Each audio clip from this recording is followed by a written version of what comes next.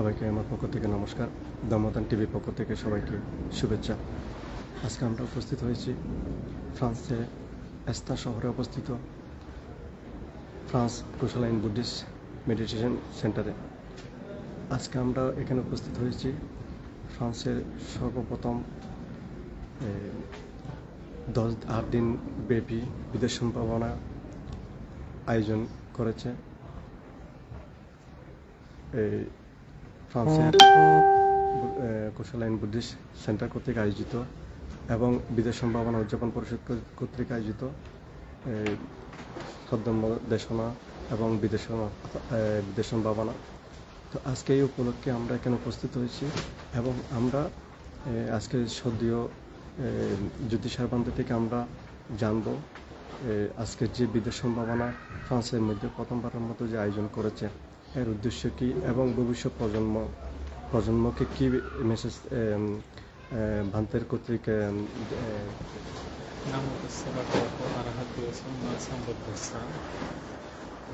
সেই ভগবান অরহর তথাগত সম্মুখ সম্বুদ্ধ থেকে বন্দনা এবং প্রণাম। বুধবার 24শে অগস্ট 2024 ইংরেজি রোজ শনিবার ফ্রান্স কুশালাইন বুদ্ধিস্ট মেডিটেশন সেন্টার প্রাঙ্গণের এই শুভ সন্ধ্যায় সবাইকে মাতৃস্নাতপূর্ণ আশীষ জানাচ্ছি। আপনি ইতিমধ্যে অনেকেই অবগত হয়েছেন আমাদের ফ্রান্সে বিশেষ করে প্রথমবারের মতো 8 দিন ব্যাপী মহান বিদেশ সম্ভাবনা কোর্স 2024 চলমান আছে এবং আগামীকালকে রবিবার 25শে অগস্ট সমাপনী সংবাদানের মাধ্যমে এই মহান পুণ্যকর্মের সমাপ্তি আমরা টানতে যাচ্ছি। তো প্রিয় শ্রদ্ধামপ্রাণ বৌদ্ধ সুধীবৃন্দ, আসলে ভগবান তথাগত বুদ্ধের মূল শিক্ষাটাই হচ্ছে দানশীল ভাবনা। এই ভাবনা ব্যতীত মানুষের মুক্তি প্রায় অসম্ভব। আমরা পুণ্যকর্ম করি, কিন্তু সমস্ত পুণ্যকর্মের ব্যতি রেখে যদি বিদর্শন ভাবনা মহান পুণ্যকর্মে আমরা অংশগ্রহণ করতে পারি তাতে মুক্তি মেলে। আজকে দেখুন, আমরা বিশেষ করে এই ওয়েস্টার্ন ল্যান্ড ফ্রান্সের মতো একটি দেশে প্রথমবারের মতো একটি ইন্টেন্সিভ ভিপাসসানা মেডিটেশন কোর্স এটা হতে যাচ্ছে। তো আমার জানা মতে কোনো বাংলা ভাষাভাষী কোনো প্রতিষ্ঠানে ইতিপূর্বে আর কোনো এরকম কোনো প্রোগ্রাম হয়েছে বলে জানা নেই, এবং আমি যতদূর জানি সেই বিগিনিং থেকে এখানে আছি, এরকমটা হয়নি। এই যে ওয়েস্টার্ন ল্যান্ডে বিশেষ করে বৌদ্ধ ধর্ম যে প্রসার বুদ্ধিজমটা যেভাবে প্রসিদ্ধ লাভ করেছে, এটা ভিপাসসানা মেডিটেশন থেকেই শুরু হয়েছে।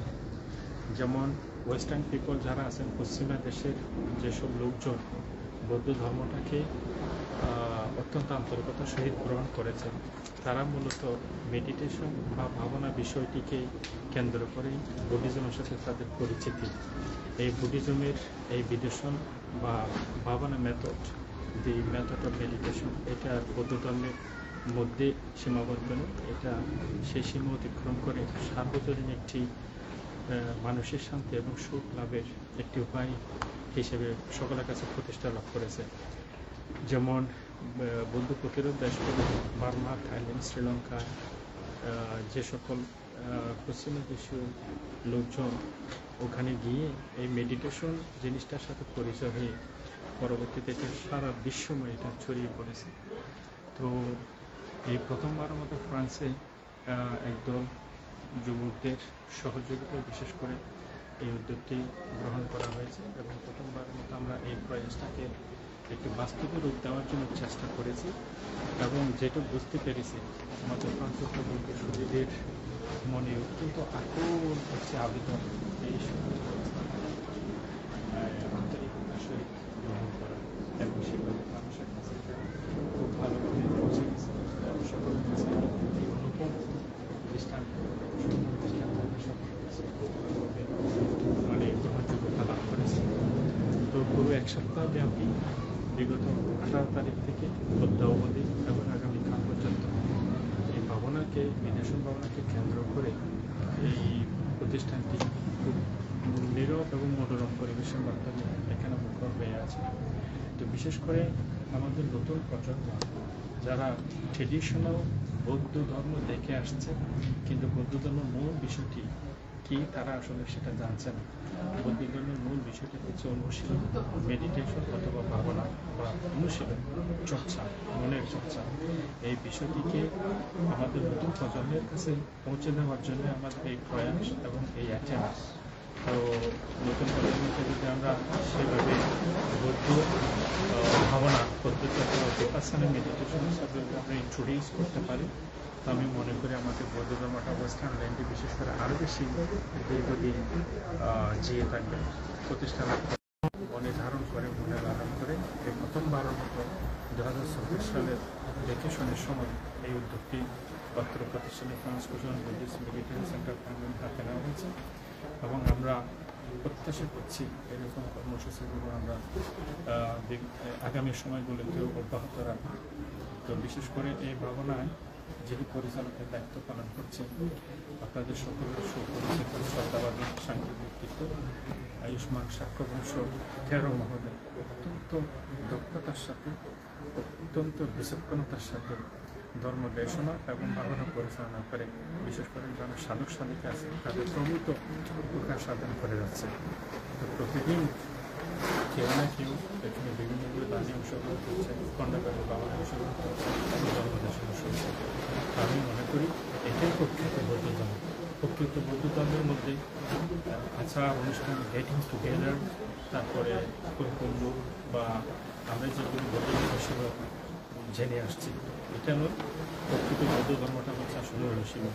এবং সেই অনুশীলনের সাথে পরিচিতি করানোর জন্যই বিশেষ করে আমাদের প্রাঞ্চস্থ বৌদ্ধ জ্ঞাতিবৃন্দ যারা আছেন এবং নতুন প্রজন্ম যারা আছেন তাদের সাথে পৌঁছে দেওয়ার জন্য আমাদের প্রথমবার মতো দিনব্যাপী বিদেশি ভাবনা কোর্স 2024 বা ইন্টেন্সিভ বিপাসনা মেডিটেশন কোর্স এটা পরিচালিত হচ্ছে।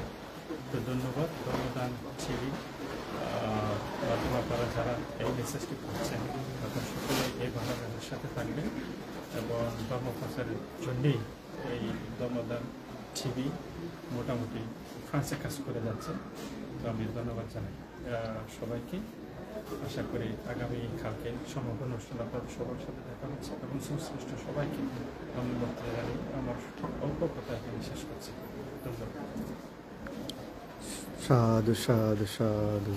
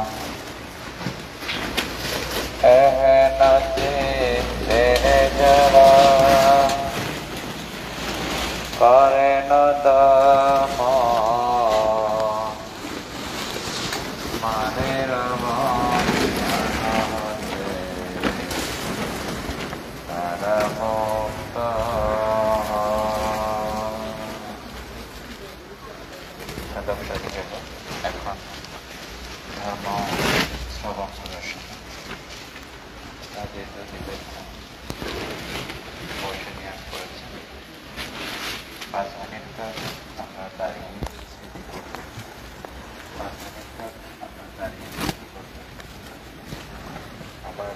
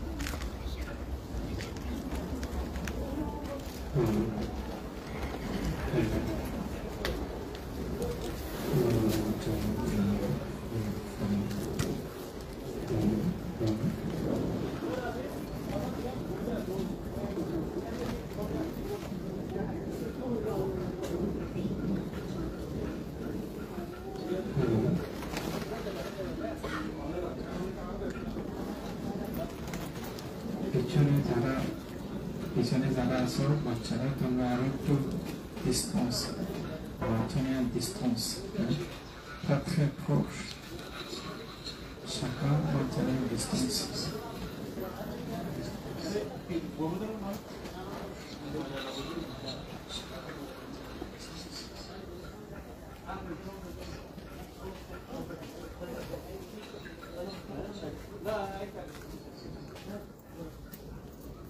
Sabba papacca akalana kusalacca upasampada sacitta parihodapana etang buddhanusasana hante paramang tapotitikha nibbanang paramang vadanti buddha nagipambadito parupahati parang vihetayanto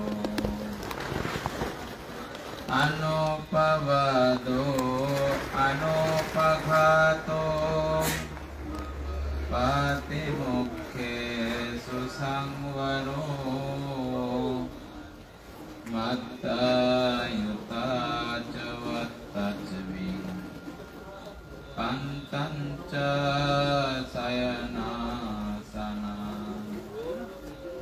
adicitte ca ayogo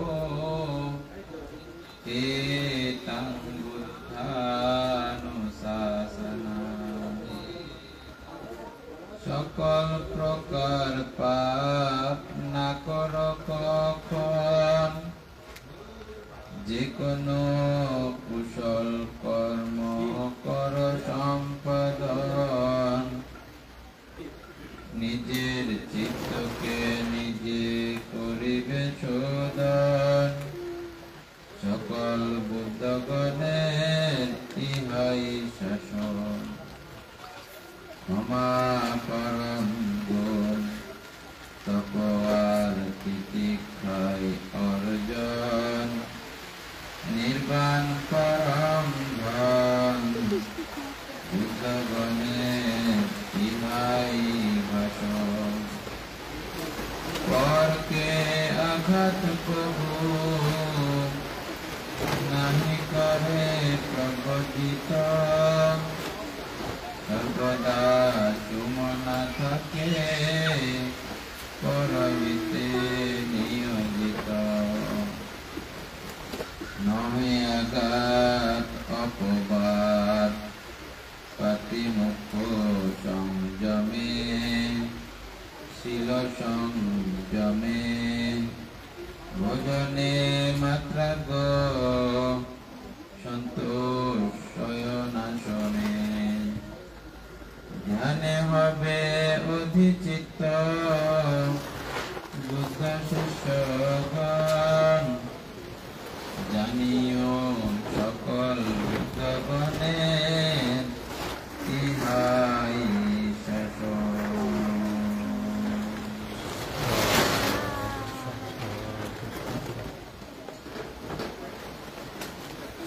Namit ভারতে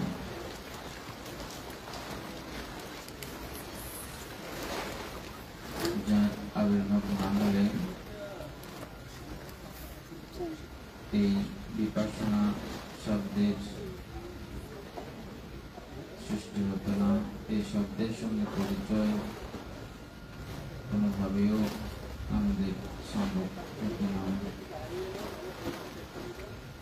আর এই বিপাসনা আচরণ না করলে এই সংসার দুঃখ থেকে মুক্তির দ্বিতীয় কোনো উপায় বা রাস্তা থাকতো না। সম্বুদ্ধগণের উৎপত্তি না হলে এভাবেই অনাদি অনন্ত কাল ধরেই সত্যগণ সংসার দুঃখে আবরুবু করতে করতে সেভাবেই চলে থাকে। তাই গভীর কৃতজ্ঞতায় স্মরণ করে পূজা বন্দনা নিবেদন করছি। মহাকারণিক ভগবতী ধন্যবাদ শ্রীচন্দ্র বন্দনা জ্ঞাপন করছি। ধর্মকে সংগ্রহকে বন্দনা জ্ঞাপন করছি। আমার বিবেচনাচার্য বিবেচন শিক্ষক আমার দীক্ষাগুরু এবং শিক্ষাগুরু পাহাড়তলী অরণ্য বিদর্শন ভাবনা কেন্দ্রের প্রতিষ্ঠাতা পরিচালক পরম শ্রদ্ধেয় প্রজ্ঞাজ্যোতি মহাথের মহোদয়ের শ্রীচরণে বন্দনা জ্ঞাপন করছি। আমার বর্তমান দীক্ষাগুরু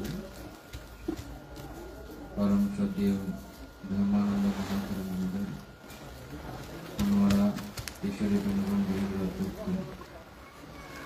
শ্রদ্ধাবৃন্দের প্রতিও গুরুবৃন্দের প্রতি কৃতজ্ঞ বন্দনা জ্ঞাপন করছি। বন্দনা জ্ঞাপন আমার পরম আরাধ্য পরম কৃতজ্ঞতাই যাদেরকে আমি স্মরণ করি, পূজা করি, বন্দনা করি। আমার শিক্ষাগুরু বৃন্দ রয়েছে, তাদের মধ্যে অন্যতম পরম শ্রদ্ধেয় ভূতাঙ্গ সাধক প্রজ্ঞা ইন্দ্রিয় মহাথের মহোদয়, পরম শ্রদ্ধেয় ভূতাঙ্গ সাধক জ্ঞানী ইন্দ্রিয় মহাথের মহোদয় এর প্রতি কৃতজ্ঞ বন্দনা জ্ঞাপন করছি। বন্দনা জ্ঞাপন করছি আমার পরম শিক্ষাগুরু হৃদয়ে যেগুলি ধারণ করে লালন করে আপনার হচ্ছে সকলের শ্রদ্ধার মনে কোথায় যিনি অবস্থান করেন কারণ সাথে সরকার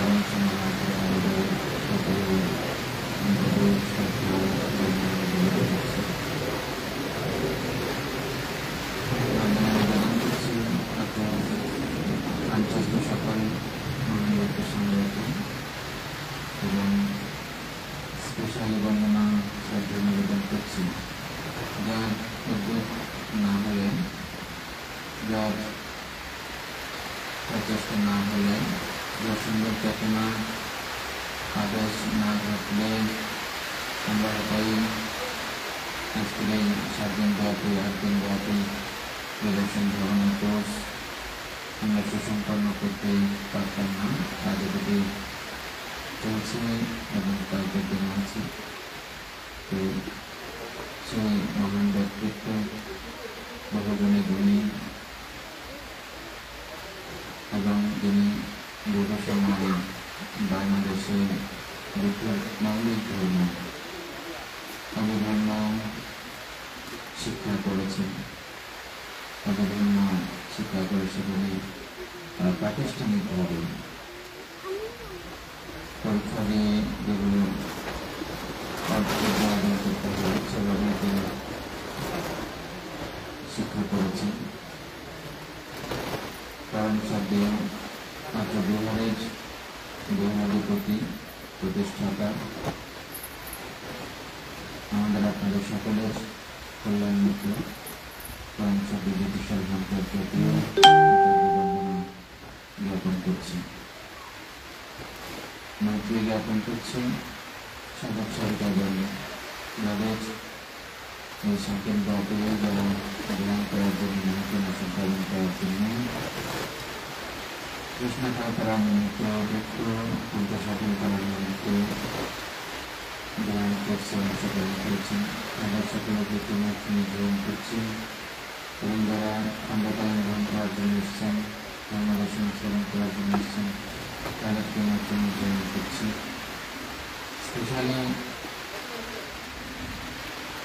অতীব কৃতজ্ঞতা প্রকাশ করছি আমাদের এই ভাবনা কোর্স যাদের আয়োজনে আয়োজিত হয়েছে, আমাদের সুকুমার বাবু সহ, দীপন বড়ুয়া সহ, রাজ্যের যুবকবৃন্দের ঐকান্তিক প্রচেষ্টায় এটা প্রথমত শুরু হয়। পরবর্তীতে সকল দায়িত্বদের আর্থিক, মানসিক, প্রাথমিক, সার্বিক সহযোগিতায় আজ পর্যন্ত খুব সুন্দর এবং উৎপন্নিত চলমান। তাদের সকলকে আমাদের এই দিন পর্যন্ত যতক্ষণ সঞ্চিত হয়েছে সকল পুণ্যের আনিশাংশ তাদের সকলের জয় মঙ্গল কামনায়, সর্ববিধ স্মৃতি কামনায় তাদের সকলকে ধন্যবাদ করছি। তার প্রত্যেকে সুখী হোক, আপনাদের প্রত্যেকের জয় মঙ্গল কামনা করে এখন আজকের আলোচনা আমরা শুরু করতে চলেছি।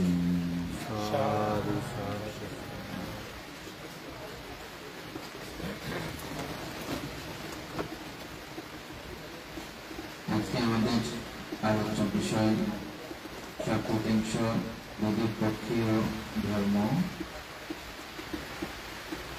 এবং মৈত্রী ভাবনা তথা চারি ব্রহ্মবিহার ভাবনা এবং মূলত পঞ্চশীল দেশনা। এটা চিরাচরিত আমরা সবসময় গ্রহণ করি। তারপর আমরা একটা প্রত্যেক ধরনের কোর্সের মধ্যে একেবারে শেষ দিনে আমরা এই পঞ্চশীল দেশনাটা করার চেষ্টা করি। আমরা বিশেষ করে কয়েকজনে যারা চেষ্টা করেছি তাদের মাধ্যমে এইভাবেই আমরা দীর্ঘ সময় যাপন করে আসছি। আজও তারই নিরিখে আমাদের শেষ দিনের দেশনা পঞ্চশীল ব্যাখ্যাও থাকবে এবং এই পঞ্চশীল ভঙ্গের কারণে, পঞ্চশীল রক্ষণের কারণে সংযোগ বা সংযোজন 10 প্রকারের সংযোজন যে আছে, এই সংযোজনের সঙ্গে আবারও আমরা পরিচিত হব কোন শিল ভাঙলে কিভাবে সংযোজন তৈরি হয়, কোন শিল পালন করলে কোন সংযোজন তৈরি হয়, কিভাবে তৈরি হয়, এগুলো সম্পর্কেও আমাদের একটা ধারণা তৈরি করার চেষ্টা করব আজকের আলোচনা থেকে। সপ্তাহে বৈদিক প্রক্রিয়া ধর্মগুলো আমরা মূলত প্রায়ই আলোচনা করে শেষ করেছি। আজকে সেটা আবার পুনরায় একটু আলোচনা করার আমরা চেষ্টা করব সব কিছু। বৈদিক প্রক্রিয়া ধর্ম 37 প্রকার, 37 প্রকার বৈদিক প্রক্রিয়া ধর্ম, যেটা বুদ্ধি লাভে পক্ষপাতিত্ব করে। বুদ্ধি মানে কি? জ্ঞান। জ্ঞান মানে কি? জ্ঞান মানে কি? নিত্য, দুঃখ, অনাত্মা, প্রত্যেক বস্তুতে, সর্বসংস্কারে, জগতে যত কিছু আছে প্রত্যেকটা বিষয়ের প্রতি এই চেতনা উৎপন্ন হওয়া নাম প্রজ্ঞা। কোন চেতনা? এটা অনিত্য, এটা দুঃখ, এটা অনাত্মা, এটা অনুভব হওয়ার নাম হচ্ছে প্রজ্ঞা বা জ্ঞান। বুঝছেন? এই জ্ঞান লাভে সহায়তা করে 37 প্রকার ধর্ম আছে, 37 প্রকার অভ্যাস আছে। ধর্ম বললে আমরা অনেক একটা কিছু মনে করি না, অভ্যাস বললে কেমন লাগতেছে? 37 প্রকারের অভ্যাস আছে, যে অভ্যাসগুলো আপনি লালন করলে, যত্ন করলে, বাড়াইলে তখন আপনি বুদ্ধি লাভ করতে পারবেন বা অনিত্য, দুঃখ, অনাত্মা চিনতে পারবেন। এগুলো তাহলে প্রয়োজন আছে না নাই? অবশ্যই আমাদের এগুলো আপনাদের সঙ্গে আলোচনা হয়ে গেছে। আমাদের যারা নতুন উপাসক এসেছেন তাদের জন্য সহ এই বিষয়গুলো আপনারা ইতিমধ্যেও শুনেছেন, আবার শুনলে আরো পরিষ্কার হবে। যেহেতু এগুলো আপনার লাগবেই, বুদ্ধি লাভ করতে চান তো লাগবেই। বুদ্ধি কেন লাভ করতে চান? বুদ্ধি কেন প্রয়োজন আছে? এই বুদ্ধি লাভ না করলে আমাদের এই সংশোধন প্রক্রিয়া বন্ধ হয় না। বারবার এভাবে আমরা পঞ্চস্কন্ধ তৈরি করছি, আবার সেই পঞ্চস্কন্ধের কারণে কোনো জন্মধারণ আর জন্মগ্রহণ করলেই জরা ব্যাধি, মৃত্যু, শোক, পরিতাপ, পরিদেবন, যত প্রকারের দুঃখ আছে এগুলো সবকিছু জন্মকে কেন্দ্র করেই হচ্ছে। এই জন্ম নিরূপ করতে হলে এই বুদ্ধি লাভ করা ছাড়া, প্রজ্ঞা লাভ করা ছাড়া, জ্ঞান লাভ করা ছাড়া সম্ভব নয়। আর এটা লাভ করতে হলে এই 37 প্রকার বুদ্ধি পক্ষীয় ধর্ম, বুদ্ধিকে পক্ষপাতিত্ব করে, সাপোর্ট করে, সমর্থন করে, এটা লাভ করতে আমাকে সাহায্য করে। ঠিক আছে? তাহলে আমরা প্রথম আসি। প্রথম হচ্ছে যে চতুর্বিধ স্মৃতি প্রস্থান। আমরা সাথী পাঠন সূত্র পুরো আলোচনা করেছি। আমরা এই ভাবনা কোষ্ঠীর চেষ্টা করেছি কোন রকমের ব্যতিক্রম কিছু না আসুক, সরাসরি বুদ্ধ যেমন বলেছেন, বুদ্ধ বিপাশনাকে যেমন দেখতে চেয়েছেন, ঠিক সেভাবে আমরা এটা চর্চা করার চেষ্টা করেছি। এই প্রথমে দেখেন বুদ্ধি পক্ষীয় ধর্ম, বুদ্ধিকে সাপোর্ট করবে, সমর্থন করবে। প্রথমে আছে যে সেই চারি প্রকার স্মৃতি প্রস্থান। এই 4 প্রকার স্মৃতি প্রস্থান কি? কায়ে যথাদর্শী হওয়া, কায় যখন যেমন থাকে তখন সেভাবে কায়কে জানা। যখন যেভাবে থাকে বলতে একদম ইচ্ছা মতো নয়, এটা নির্দিষ্ট আমাদেরকে কিছু কোয়ালিটি বুদ্ধ বর্ণনা করেছেন। কায়কে কি কি ভাবে তুমি দেখবা, কি কি বলেছে? প্রথমে কায় শ্বাস প্রশ্বাস গ্রহণ করে, শ্বাস প্রশ্বাসের প্রক্রিয়াকে যথাযথ দেখার জন্য আমাদেরকে বলেছেন।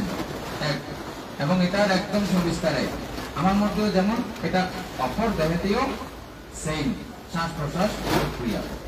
এটা 4 স্মৃতি প্রস্থানে বা কায়ানুদর্শনের প্রথম ব্যাখ্যা, প্রথম পর্যায়ে আমরা এটা খুব সুন্দর করে জেনেছি, বুঝেছি। আর এখন আর লম্বা করতে যাচ্ছি, আমাদের সময় 2 ঘন্টা, সেটা আমাদের আরো অনেক আলোচনা আছে, শেষ করতে হবে, সেজন্য আর বলছি না।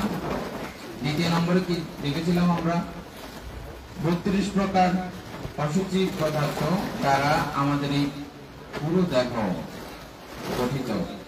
পুরো দেহের মধ্যে এই 32 প্রকার অসুচি পদার্থ ছাড়া আর কোনো কিছু পাওয়া যাচ্ছে না।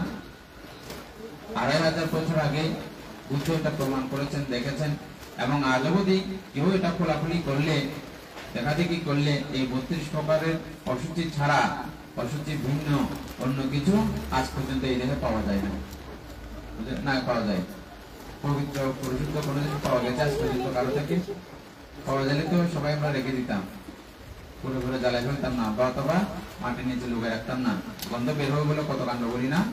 হ্যাঁ, এখন মাটির নিচেও লুকাই না, সহজে গন্ধ বের হতে পারে, লুকাইলেও অনেক করা যায়, কোনোভাবে যেন গন্ধ বের হতে না পারে। সুতরাং একটা সূচি হলে, সুন্দর হলে তাও সবাই যত্ন করে রাখতো, কেউ যত্ন করে রাখে না। এবং নিজের যারা একদম আপনজন, যারা একদম কি আদর করছে, আপ্যায়ন করছে, এই করছে, সেই করছে, তারাও শেষকালে, শেষ দিনে একদম আদে করে নিয়ে চলে দিয়ে আসবে। এমন এমন কিছু ঘটনা দেখেছি। হ্যাঁ, এগুলো মানে বুদ্ধের এই দর্শন, এটা চিন্তা করলে মানুষ আসলে সত্যি ভাবিত হতে বাধ্য। বিশাল এক ধরনের একটা ব্যক্তিত্ব, 7 তলা বিল্ডিং, এবং 5টা না 6টা ছেলে, হসপিটালে মারা গেছে ভদ্রলোক, বিশাল ধরনের একটা ব্যক্তি।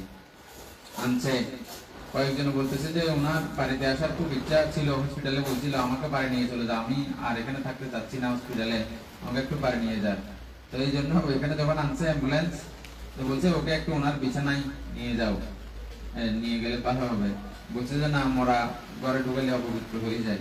ছেলেরা বলতেছে যে, অন্যান্য ঘরের পরিবারের সদস্যরা বলতেছে যে মানে মরলে মাত্রই দেহ অপবিত্র হয়ে যায়, আর পবিত্রতার কিছু আর থাকে না। জীবনী শক্তির মাধ্যমে আমাদের এই দেহের কার্যক্রম যতক্ষণ সচল চলমান আছে, ততক্ষণ পর্যন্ত এটাকে সবাই আমরা আলিঙ্গন করতেছি, ভালো বলতেছি, ভালোবাসতেছি। কিন্তু এটা একটু বিপরিণাম হলে মাত্রই এই দেহের এত করুণ একটা পরিস্থিতি তৈরি হয়। আমরা সঠিক এবং সম্যক তথ্য জানি না বলেই এই দেহ সম্পর্কে কত ব্যতিক্রম চিন্তা করি, ভুল ধারণা নিয়ে আমরা বসে থাকি, এবং ভুলভাবে সারাক্ষণ, যাদের জন্য আমরা সারাক্ষণ কাঁদাকাঁদি করি, এখান থেকে একটু সঞ্চয় করি, ওখান থেকে একটু সঞ্চয় করি, চুরি করে হোক, মিথ্যা কথা বলে হোক, ঠকবাজি করে হোক, কত কিছু সঞ্চয় করে করে আমাদের এই সংসারকে আমরা একটু করে শ্রীবৃদ্ধি করার চেষ্টা করি। হ্যাঁ, তারপর অথচ এটা কিসের জন্য করি? যে মোহ মায়া, জানি না বলে কি করতেছি, এটার সঠিক তত্ত্ব জানি না বলে, সঠিক বোধ হয় না বলে এগুলো আমরা করি। আরেকটা ঘটনা বলছি, একটা তাও শহরে মারা গেছে, খুব বিখ্যাত একজন ডাক্তার। তো ওনাদের গ্রামের সবাই বলছে যে আমাদের গ্রামেই ওনাকে আনলে ভালো হয়, একটু আনুষ্ঠানিকতা করে ওনাকে আমরা দেখতে চাই, সেভাবে আমরা বিদায় দেব। তারপর ঘরে আনার পরে স্বাভাবিকত সবাই কান্নাকাটি করে না, একটু কান্নাকাটি করতেছে। তারপরে বউ একটু বেশি কাঁদতেছে, বউয়ের আপনজন, হ্যাঁ, বেশি কাঁদতেছে, ছেলেবেলেরাও টুকটাক কাঁদতেছে।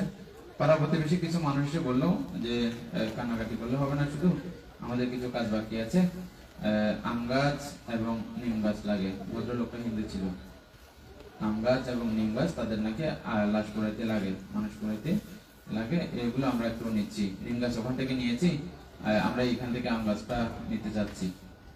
তারপরে উনি কান্না করার শুরু বলতেছে যে ইবি মিডিয়াম গাছ, ইবি নকা একটু অনযোগ্য করম গাছ আছে, ইবি লঘু কান্না করতেছে, অথচ এটা দিচ্ছে না মিষ্টি আম গাছটা। আমি এই বিষয় চিন্তা করে খুব ভাবলাম, চিন্তা করলাম, তিল একটু করে গড়া এই ডাক্তার বাবুর এই সংসার না, তিনি না করেছেন সবকিছু ওনারই, ওনার বাবার না, আবার এটা বাড়িটা ওনার ছিল, ওনারই সব হাতে হাতে একটু করে করা বাড়ি, এই গাছ গাছালি সবকিছু ওনারই লাগানি। যাবার সময় এই মিডিয়াম গাছ বিয়েও নদীতে কিছু তো নদের সামান্য মিডিয়াম গাছ এই বিয়েও নদের খাল্লাই আরা কি করি খাল্লাই আরা কি করে দেব, যাবার সময় এভাবে ইতিমধ্যে পাড়া দিব, কিচ্ছু না দিব। এই হুঁশ, এই জ্ঞান, এই ধী শক্তি আমাদের থাকে না বলে আমরা সংসার করতে এত বেশি মোহিত, এত বেশি লালায়িত। এটার জন্য আমরা মিথ্যা বলতে দ্বিধাবোধ করি না, চুরি করতে দ্বিধাবোধ করি না, মানুষকে ঠকাইতে হটাইতে দ্বিধাবোধ করি না। অথচ স্বাভাবিক সুন্দর বাঁচার জন্য এত বিষম কিছুর কোনো প্রয়োজন কিন্তু হয় না। হ্যাঁ, যতই যা কিছু করুন না কেন, যতই আপনার 20 তলা কারিগরি টাকা থাক না কেন, 14 গোলা ধান থাক না কেন, কিন্তু আপনি খেতে পারবেন মাত্র 1 পেট বরাবর, ঘুমাইতে পারবেন মাত্র 1 ফিট বরাবর। যাই থাকুক খাট পালং যেটাই থাকুক না কেন, 1 ফিটের বাইরে আপনি ঘুমাইতে পারবেন না, 1 ফিটের বাইরে খেতে পারবেন না। 1 ফিটের বাইরে যদি কোনোদিন খান, সেদিনেই শেষ খেলা, শেষ খাবার, আর খাওয়া হবে না, নাকি বাঁচতে থাকবে।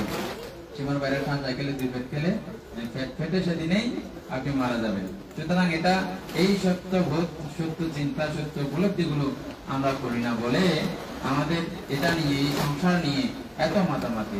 সংসার এই কথাটাও যদি আমরা মর্মার্থ যদি সুন্দর করে বুঝি, এটা পণ্ডিতগণ এই নামটা এমনি এমনি দেন নাই। এটা এই নামের সঙ্গেও একটা কাজের বিষম এবং ভালো সম্পর্ক রয়েছে। সং অর্থ অভিনয়, পৌরাণিক অর্থে আপনারাও দেখবেন। সং অর্থ কি? অভিনয়। সং ডাকতেছি, কাকা ডাকতেছি, এগুলো সবগুলো অভিনয় করতেছি। যে আজকে মনে দেখেন, কালকে আপনার কোনো এখানে খোঁজ খবর নাই, কোথায় গেছেন আপনি, আপনার তালে, এরা আছে এদের তালে, বুঝছেন? এগুলো সবগুলো আমরা যতক্ষণ আছি নাটকীয় মঞ্চের মধ্যে অভিনয় করতেছি। যে নাটকের মধ্যে যেমন ওরা কাকা ডাকছে, সেটা কাকা না, অন্য কিছু, অথচ তাদের কোনো আত্মীয় কিছু না। ঠিক এই ঘটনাটা একই রকম, বুঝতে পারতেছেন? আমার কথাগুলো বোঝা যাচ্ছে সবাই? তো শোনা যাচ্ছে না পিছনে? সবাই শুনতেছেন? শোনা যাচ্ছে?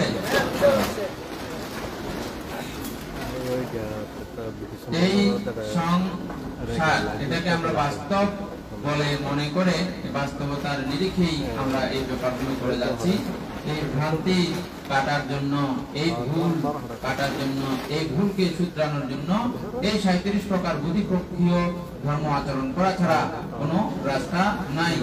এগুলোই আপনাকে সাপোর্ট করবে, সমর্থন করবে। আপনি এই বুদ্ধিপক্ষীয় ধর্মের মাধ্যমেই আপনি প্রজ্ঞা লাভ করতে পারবেন বা বুদ্ধি লাভ করতে পারবেন। সেই বুদ্ধির মধ্যে প্রথম কি বলছিলাম, কায়ে কায়ন বাচ্চানার মধ্যে আমরা কতটুকু এখন 32 প্রকার অসুচিপূর্ণ এই দেহ।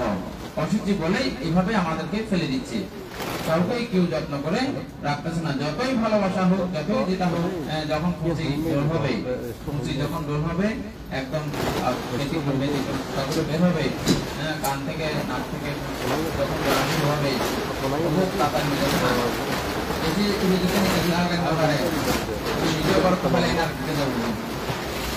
এত ভয়ানক ধরনের পরিস্থিতি। তাহলে 32 প্রকার অসুচি পদার্থের পরে বুদ্ধ আরো এইভাবে এই দেহকে দেখতে বলেছেন। আর 4 ধাতু, এই দেহের মধ্যে 4 ধাতব গুণাবলী ছাড়া, 4 ধাতব পদার্থের গুণ ছাড়া অন্য কিছু আর দেখা যায় না। এই 4 ধাতব গুণের কারণে এই দেহ রয়েছে বা এক জায়গায় গচ্ছিত রয়েছে। দেহ নামক কোন একটা কিছু আছে বলে আমরা চোখে দেখছি, নাহলে এটা দেখার কোনো উপায় ছিল না, এটা সংগঠিত হওয়ার কোনো উপায় ছিল না। কি সেগুলো? পৃথিবী ধাতু, আপ ধাতু, বায়ু ধাতু, তেজ ধাতু, এই 4 প্রকারের ধাতু। ধাতু মানে হচ্ছে গুণ। পৃথিবী মানে কঠিনতা বা কোমলতা পরিলক্ষিত হলে এটাতে পৃথিবী গুণ রয়েছে। পৃথিবীর 2 প্রকারের গুণ আছে। কি গুণ? নাইলে কঠিনতা পরিলক্ষিত হবে, নাইলে কোমলতা পরিলক্ষিত হবে। আর আপধাতু শক্তি মানে বন্ধন ক্ষমতা। একটা পদার্থ কণার সঙ্গে, একটা অনুকণার সঙ্গে আর একটা অনুকণার যে বন্ধন ক্ষমতা, এটা হচ্ছে আপগুণ। আপধাতু সংশক্তি বা বন্ধন ক্ষমতা, এই গুণটাকে বলা হয় আপধাতু। তেজ ধাতু প্রত্যেকটা বস্তু কণার, একদম সেটা যত ক্ষুদ্র থেকে ক্ষুদ্র হোক না কেন।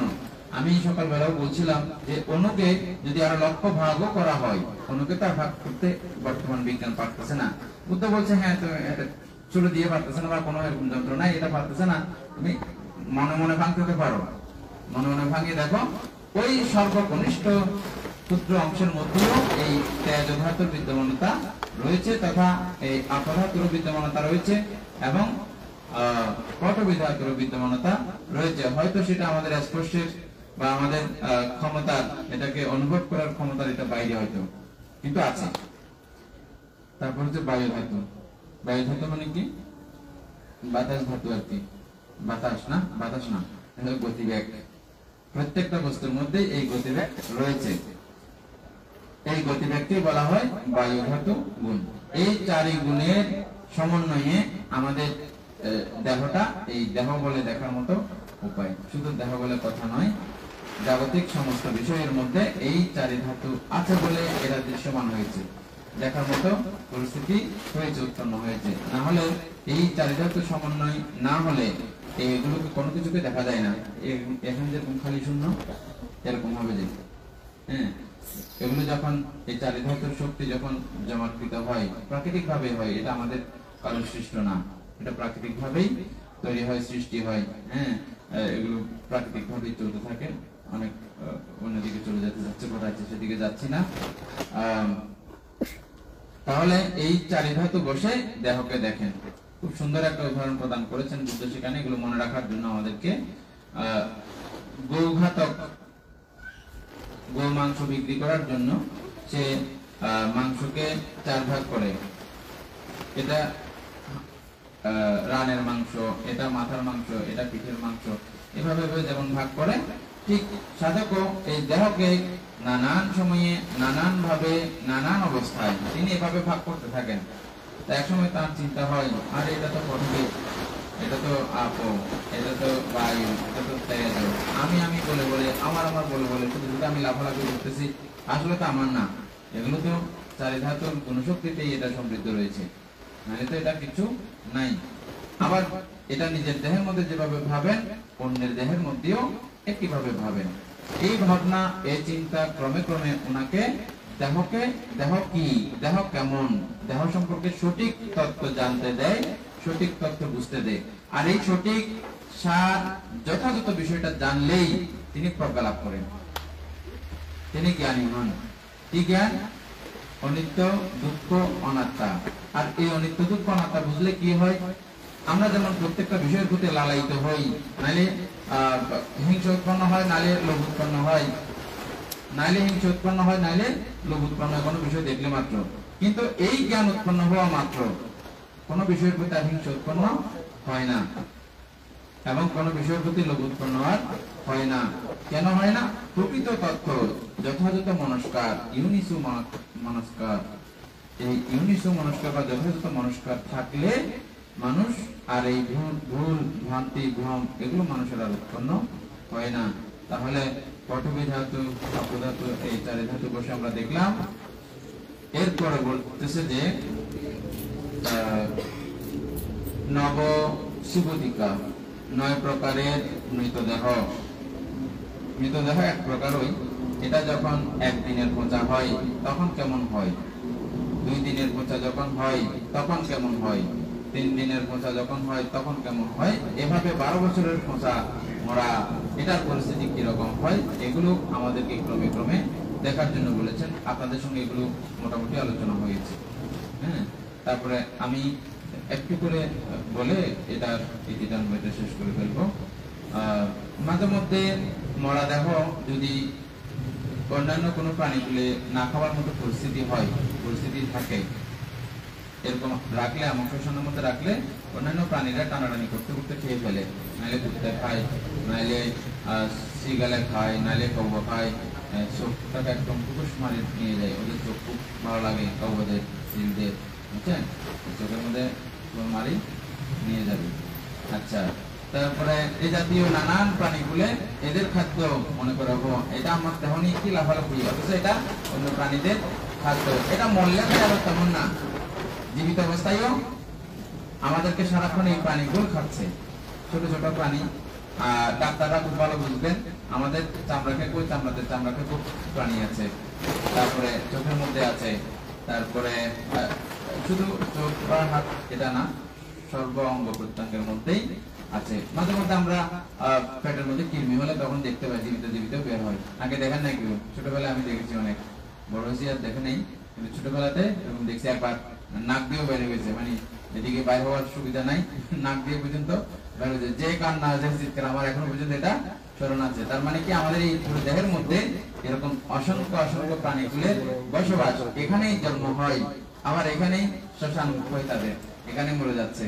আর আমরা শ্মশান দেখে ভয় পাই আরো এই যে এখানে শ্মশান হ্যাঁ কিরকম একটা ভয় লাগে মনে করতেছে শ্মশান ভয় পান এখানে পাচ্ছেন না এখানে খুব সুন্দর করে এখানে ভয় পাচ্ছেন না আপনারা ভয় পেয়েছেন কেন ভয় পেয়েছেন যে সংজ্ঞা আমাদেরকে এরকম করে সংজ্ঞায়িত করছে এই চিন্তা করতে নোয়ার এই এটা বারাত চোখ পাল্লা চোখ এটা সেটা ভয়ঙ্কর এই দেবতাগুলো আছে তোরা এটা কেমন করতে যাইতে হইব শীত মারিব এই জাতীয় নানান কিছু গল্প শুনতে শুনতে আমাদের এই ভয়টা কাজ করে চিন্তার পাশে শ্মশানের পাশে দিয়ে যাওয়া মাত্র ওই বিষয়গুলো কাজ করে ফেলে তখন একদম লোমটম কার হয়ে যায় বুঝছেন কিন্তু গরু এটা শ্মশানের মধ্যেও দাঁড়িয়ে থাকে কোনো ভয় পাই গরু কারণ ওকে ওর মা বাবা বলে এখানে শ্মশানের মধ্যে এরকম এরকম আছে বুঝছেন আমরাও যদি জানি না মানে এই জায়গাটা আগে শ্মশান ছিল এখন কিছু নাই এরকম যদি জায়গা হয় আমরা যদি জানি না ওখানে গেলে কিন্তু তখন আমরা ভয় পাই না যখন আমরা জানি যে এটা শ্মশান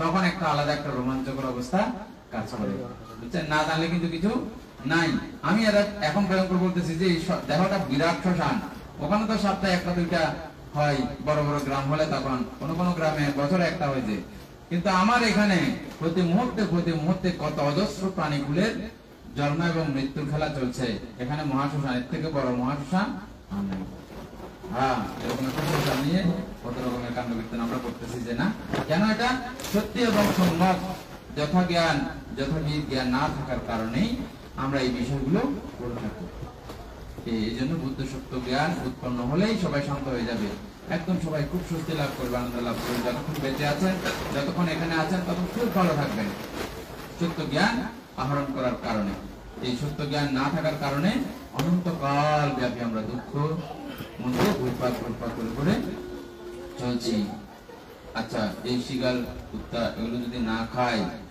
তাইলে এই দেহ আস্তে করে বিরাট হবে বেলুনের মতো মনে হচ্ছে যে কেউ ফার্ম দিচ্ছে মনে হয় হ্যাঁ কেউ কিছু করতেছে মনে হয় বা একদিক থেকে ফার্ম দিচ্ছে এরকম ফুলে বড় হয়ে যাচ্ছে এরকম মনে হয় আসলে কেউ ফার্ম দিচ্ছে না এটা এরকম একটা বিক্রিয়া হ্যাঁ রোদ এবং এই ভিতরের গ্যাস বাতাস এগুলো সবকিছু মিলিয়ে এটা ক্রমেই ফুলতে থাকে ফুলতে বলতে খুব দারুণ ধরনের ব্যতিক্রম একটা কালার হয় যে কালারটা দেখলেও ভয় লাগবে এখন ওই মুহূর্তে একদম গাল চোখ এগুলো ফুলে ফুলে ডিং ডিং হয় পুরো লাস্ট করছে ফেটে যায় এই ফেটের এক জায়গা দিয়ে ফট করে ফেটে যায় অথবা চোখের দিকে ফেটে যায় অথবা নানান দিকে পাটা গুলো এগুলো ফুলে ফুলে বিরাট বিরাট ওখান দিয়ে ফেটে যায় হ্যাঁ ফেটে কাছাকাছি কেউ থাকলে একদম পড়বে যে এগুলো কি ব্যতিক্রম ফুঁস হ্যাঁ এগুলো অসম্ভব গন্ধ অন্য পোঁচা বলে এগুলো সারা যায় মানুষ পোঁচা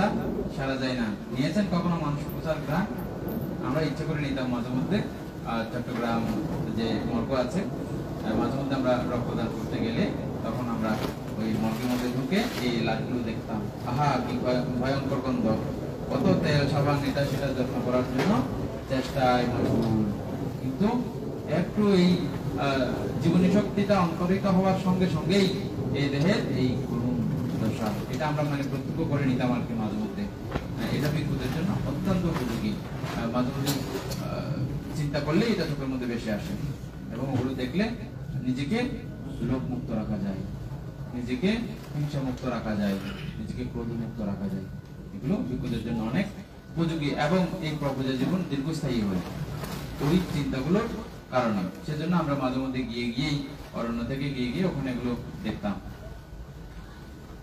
এই দেহের এই ফুলন্ত অবস্থা পেটের মাঝখানে অনেক সময় ফেটে যায়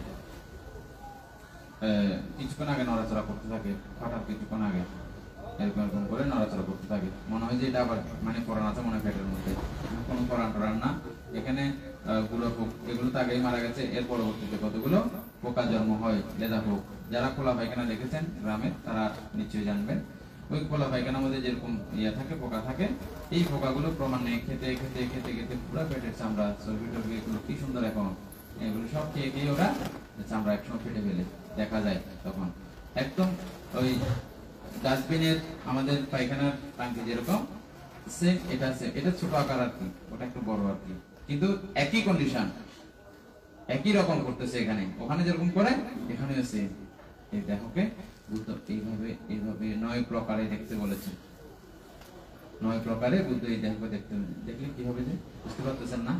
মানে কিভাবে দেহের আমাদের এই যেই চেতনা যেই ধারণা নিয়ে বসে আছি এটা চিন্তা করা মাত্র দেহের সম্পূর্ণ আসল রূপ একটু হলেই আপনার কাছে আসবে না। আর এটা আসা মাত্র দেহের প্রতি আসক্তির কারণে যা যা ব্যতিক্রম কিছু করতেছেন ওই জায়গাতে আপনার আঘাত হবে না। আর আঘাত হলে সেই পাপ থেকে আপনি দূরে থাকবেন, সংকুচিত হবেন। এই জন্যই বুদ্ধের এই দর্শন। আর এটা সেই 37 প্রকার অতিপ্রক্রিয় ধর্মের একটা ধর্ম, কায়ে কায়ানুপাসনা।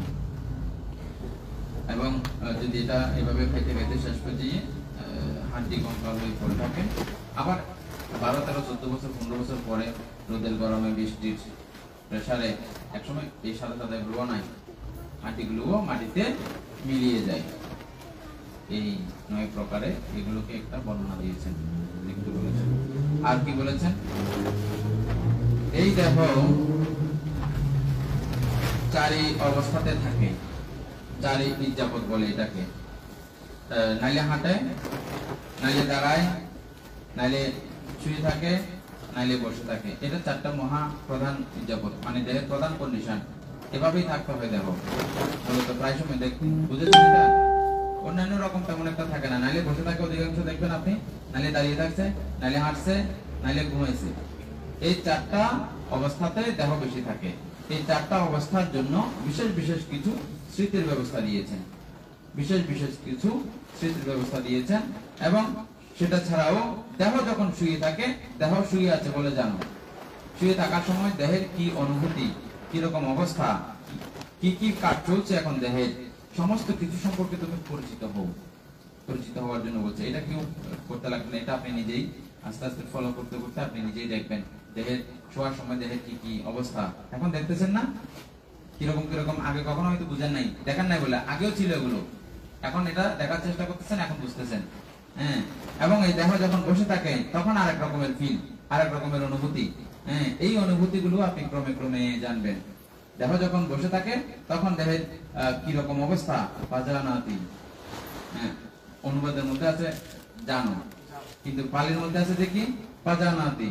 পাজানাতি মানে খুব গভীর ভাবে প্রজ্ঞাযুক্ত ভাবে জানো। পাজানাতি মানে প্রজ্ঞাযুক্ত ভাবে জানো। হ্যাঁ, খুব মানে জ্ঞান দৃষ্টিতে দেখতে দেখতে এগুলো বুঝো। তারপরে দেহ যখন দাঁড়িয়ে থাকে তখন দেহের কি রূপ অবস্থা, কেমন অবস্থা, দেহের প্রতিটি অনুভূতি সম্পর্কে আমি সজাগ থাকা, সাবধানে থাকা, এটাকে বলা উচিত।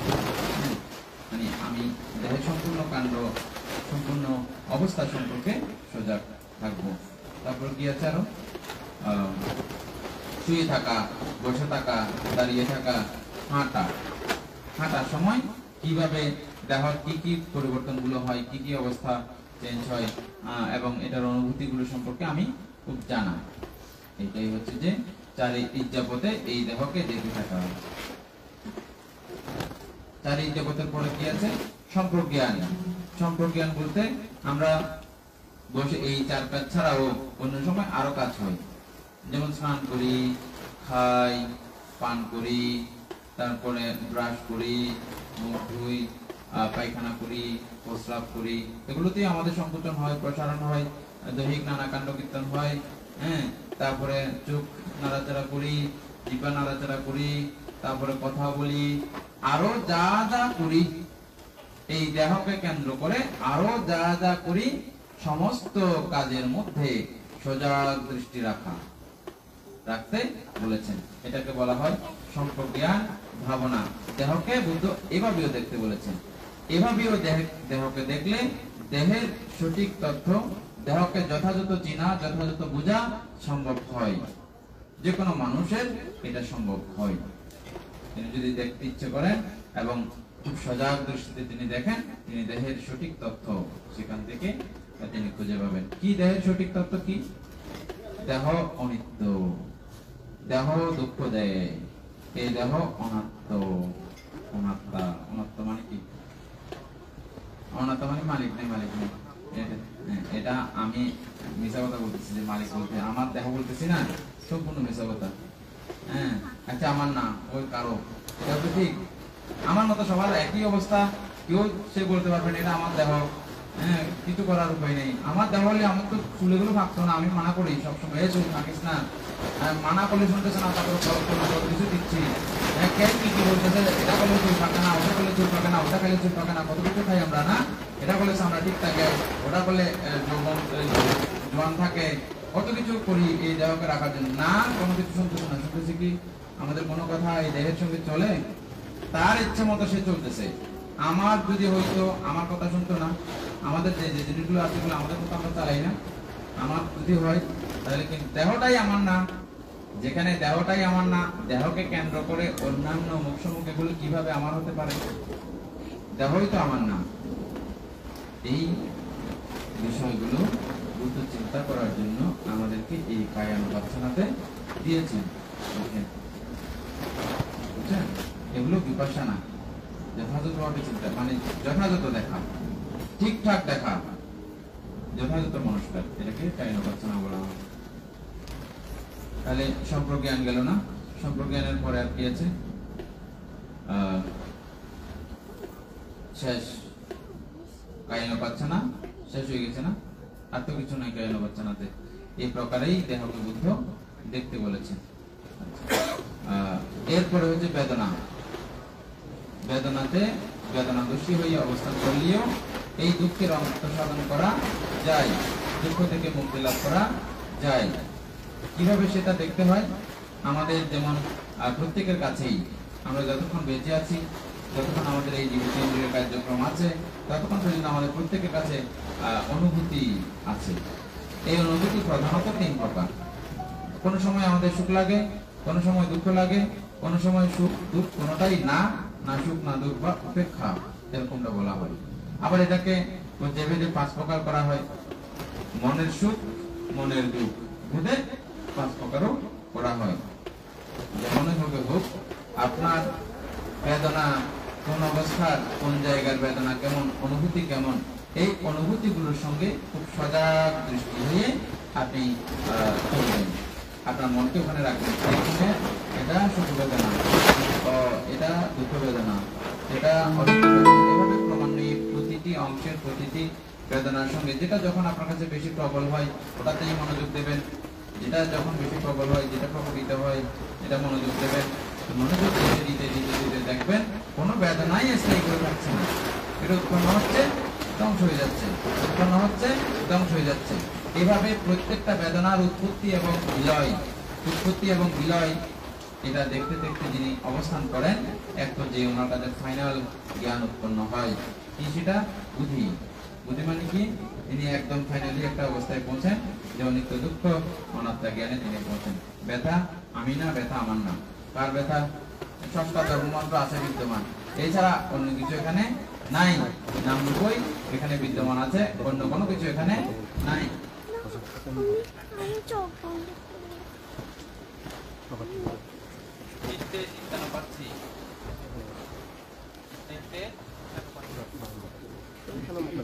এটা বেটার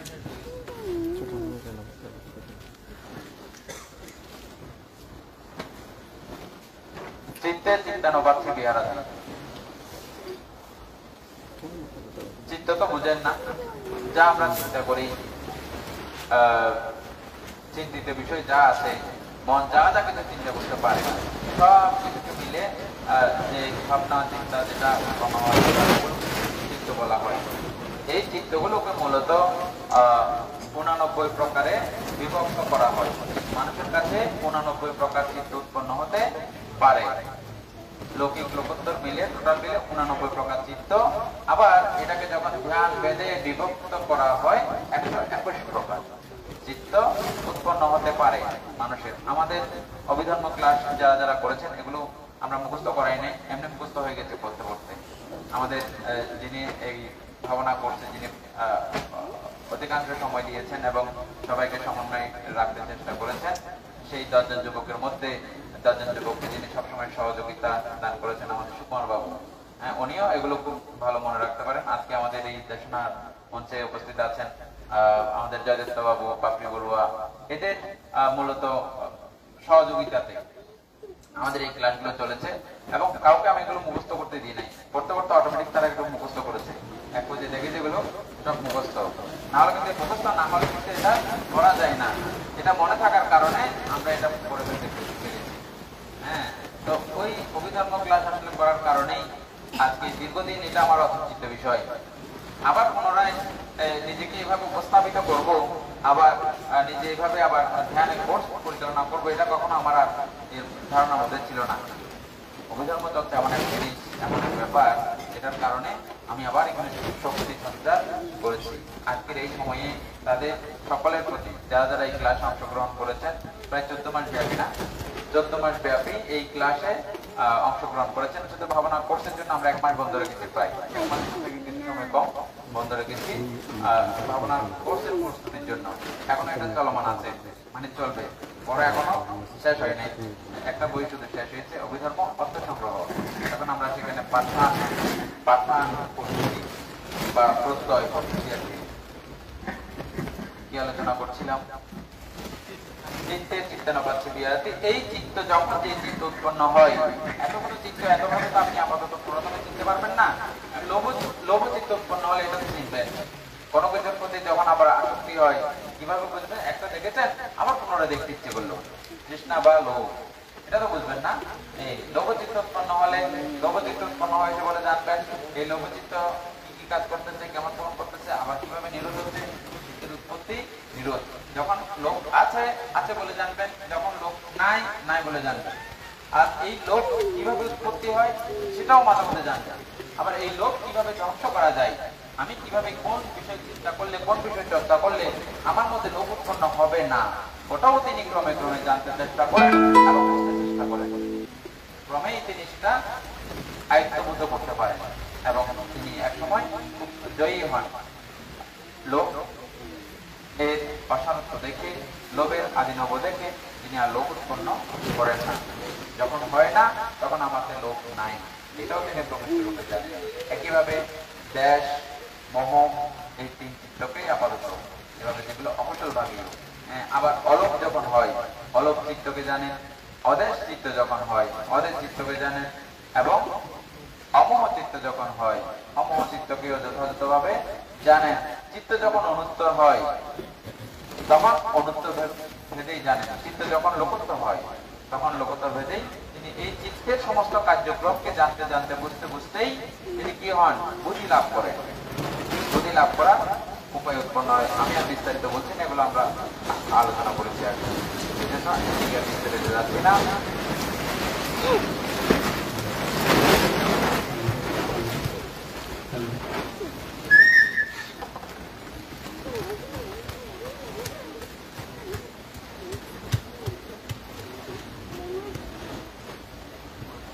চিত্তে চিত্তানুপাতি বিহারাতি, মানে চিত্তকে দেখে দেখে তিনি অবস্থান করেন।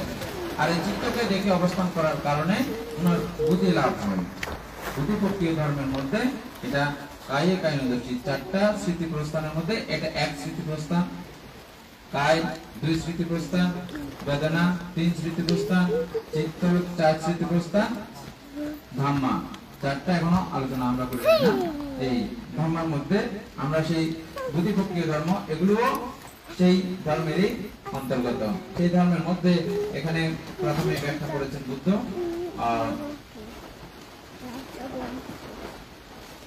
পঞ্চ নিবরণ কি কি সেগুলো? কামছন্দ, ক্রিয়াপদ, ক্ষীণমিদ্য, অদ্বৈত প্রকৃত, এগুলো হচ্ছে পঞ্চ নিবরণ। আমাদের মধ্যে আছে, আপনাদেরকে এগুলো পরিচয় করে দিচ্ছিলাম, আছে না নাই? ধর্ম এগুলো বুঝছেন, এগুলো চিত্তের ধর্ম। আর এই ধর্ম আপনাকে কি করতে দেয় না? যে সত্য দেখতে দেয় না, সত্য উপলব্ধি করতে দেয় না। এরকম 5টা ধর্ম আছে যা আপনাকে কখনো সত্য ফিল করতে দেবে না, সত্য অনুভব করতে দেবে না। 1 নম্বর কি? কামছন্দ, মানে কোন বিষয়কে দেখে আপনার কামনা উৎপন্ন হয়। কামনা মানে লোভ, লোভ মানে তৃষ্ণা। এই তৃষ্ণা উৎপন্ন হয়ে গেলে ওই তৃষ্ণার পিছনেই আপনি ছুটতে থাকবেন, কিরকম? ওই মায়া মরিচিকার মতো। মরিচিকা চিনেন? মরিচিকা তৃষিত মানুষ, তৃষ্ণার্ত মানুষ মরুভূমির মধ্যে যখন খুব বিপাশিত হয়ে যায়, মরুভূমি তো জান নাই, তো এই ফিল আপনার হয়তো হবে না। অনুভব করতে চেষ্টা করুন। দীর্ঘ সময় সে পানি খায় নাই, হুদো রোদ উঠছে একদম কটকটে করা রোদ। এই রোদে যখন দূর দূরান্ত সে যখন তাকায়, এখান থেকে একটা গরম গরম একটা আভা উঠে। এই আভাটা অনেক জমে গেলে মনে হয় যেগুলো সাগর, অনেক দূরে দেখা যায় যেগুলো সাগর, সাগরের মতো ভুল একটা চিন্তা উৎপন্ন হয়। আর এই সাগর মনে করে সে ঘুরেতে থাকে ঘুরেতে থাকে ঘুরেতে থাকে, ঘুরতে ঘুরতে ঘুরতে ঘুরতে যত যায় তত মনে হয় যে দূরে আছে এটা, ঘুরতে ঘুরতে একসময় তার জীবন যাপনিকা শেষ হয়। আমরাও ঠিক এই মরিচিকার পিছনে এভাবে সবাই দৌড়াচ্ছি যে সংসারকে এটা করবো এটা করবো এটা করবো, মুখ থেকে মুখ করবো মুখ থেকে মুখ করবো, এইভাবে এই মরিচিকার পিছনে আমরা প্রতিক্ষণে প্রতি মুহূর্তে সবাই ছুটছি, সবাই দৌড়াচ্ছি, নাকি দৌড়াচ্ছি না? কিন্তু যদি যাইতেন এখানে আসলে সাগর নাই, যদি কেউ আপনাকে যদি বলে দিত আসলে সেখানে সাগর নাই, তুমি পানি খাইতে পাইবা না, যদি কেউ বলে দিত আর যাইতেন? যাইতাম না আমরা। এই কল্যাণ মিত্র, মহাকল্যাণ মিত্র ভগবান বুদ্ধ আমাদেরকে দেখিয়ে দিয়েছেন যে এগুলো মরিচিকা, এভাবে দৌড়াইও না, দ্রুত দ্রুত তুমি এমনি মরবা, যে এমনি কষ্ট পাচ্ছ বিভাষিত হয়ে এইভাবে দৌড়াইলে আরো কষ্ট পাইবা, আরো মৃত্যুকে তুমি আরো সৎ করে ফেলবা, আরো কাছে নিয়ে আসবা। এভাবে নয় সিস্টেম। হ্যাঁ, দুটো এই মরিচিকা দৌড়াইতে নিষেধ করেছেন। যদি কেউ এই মরিচিকা থেকে বাঁচতে চাও তাহলে তোমাকে এই সত্য 300 বুদ্ধিভক্তিয় ধর্ম আচরণ করতে হবে। তাইলে কামছন্দ, ব্যাপাদ মানে হিংসা, হ্যাঁ, হিংসা উৎপন্ন না করা। আর এই হিংসা আমাদেরকে সত্যি দেখতে দেয় না। আর হিংসা যখন ভয়ঙ্কর হয়ে যায়, মুহূর্তের মধ্যে বিশাল অবদান ঘটিয়ে দেয়, এত ভয়ঙ্কর জিনিস যে মানে এটা যখন মানে পেয়ে বসে কোনো মানুষকে, অনেক সময় নিজেও সর্বনাশ হয়ে যায় এবং সেই সর্বনাশে অন্যকেও সর্বনাশ করে ফেলে। শুধু একলা মরে না হিংসা, কিন্তু আবার মানে অনেকেই মনে করেন যে মানুষ শুধু নিজেকে নিজে করবে, এরকম না। এই হিংসা এমন এমন মানুষের কাছে উৎপন্ন হলে লাখো লাখো মানুষ মরে যেতে পারে একটি মাত্র হিংসা চিত্তের কারণে। একটি মাত্র চিত্তের কি পাওয়ার দেখেছেন? একটি মাত্র হিংসা চিত্ত বা ব্যাপাদ কি ভয়ঙ্কর ধরনের হতে পারে। কত মানুষ মরে গেছে একটি মাত্র এরকম ব্যাপাদ চিন্তা বা হিংসা চিন্তার কারণে, কত ভয়ঙ্কর। এগুলো বুঝলে জানলে এদের সবিস্তারিত আগে থেকে যদি জানেন তখন আপনি সজাগ থাকবেন, আমার মধ্যে যেন ব্যাপাদ উৎপন্ন না হয়। কিভাবে ব্যাপাদ উৎপন্ন হয় সেটা তিনি জানেন, কিভাবে এই ব্যাপাদকে আবার নিবারণ করা যায়, ধ্বংস করা যায়, প্রশমিত করা যায়, কোনো প্রকারে যাতে উৎপন্ন না হয় সেই গুণ তিনি ক্রমে ক্রমে আয়ত্তভূত করবেন। আলম্বা করছেন, এগুলো আপনাদের সঙ্গে আগে আলোচনা করা হয়েছে। তারপরে কি ক্ষীণমিত্য, ক্ষীণমিত্য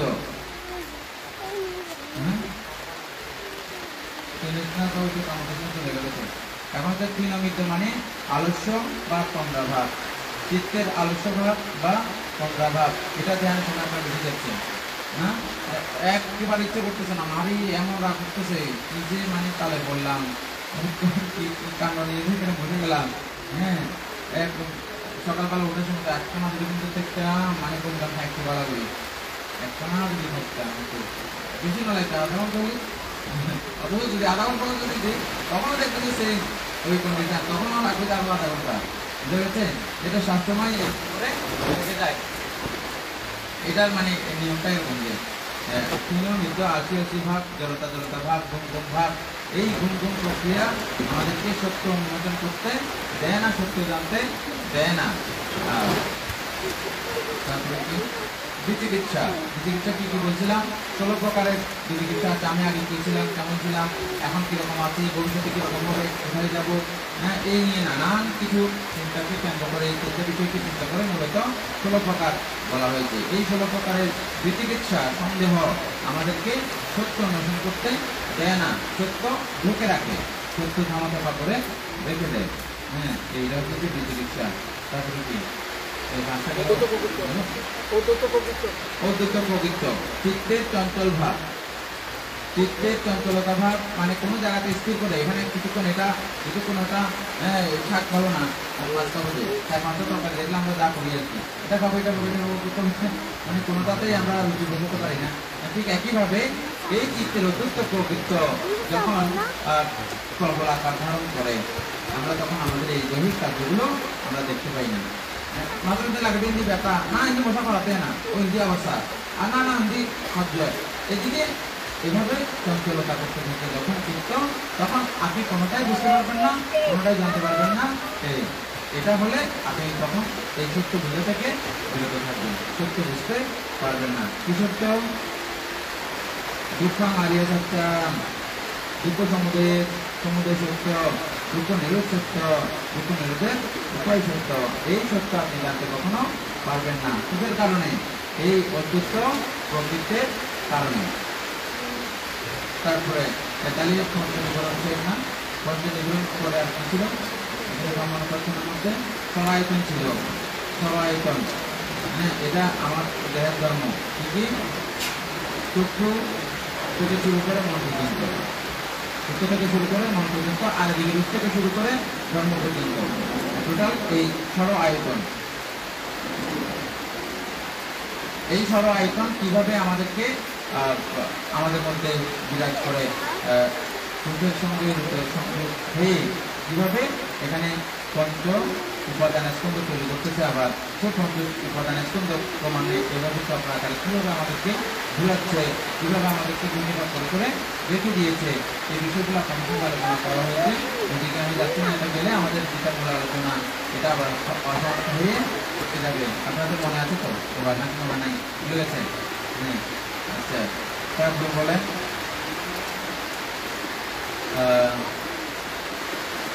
সপ্তভুজাঙ্গ।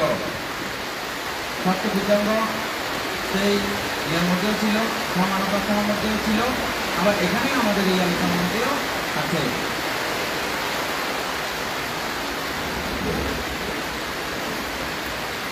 শুধু কোনো প্রাকৃতিক হবে নাকি? শুনতে পাচ্ছে? সবাই শুনতেছেন? শোনা যাচ্ছে কি শুনবে না? তাহলে চালু থাক। বৃষ্টি আসলাম শুনছি না? হ্যাঁ, বৃষ্টি আসলে কোনো অনুষ্ঠান না। আচ্ছা, তারপর হচ্ছে যে সপ্তভুজাঙ্গ, সেই ধরনের ব্যাপারগুলো আমরা এখানেও পেয়ে যাবো। সুতরাং ওইদিকে একটা মনোকথনের দিকে আর বুঝে হচ্ছি না। এরপরেটা আসি, আমরা কার্য প্রকার স্মৃতি প্রস্তাব নিয়ে এতক্ষণ আলোচনা করলাম। এবার আমরা আলোচনা করব চতুর্বিধ সম্যক প্রধান। চতুর্বিধ সম্যক প্রধান মানে কি? এগুলো আর্যস্থানিক সমাজের মধ্যে আমরা এটা শুনেছিলাম।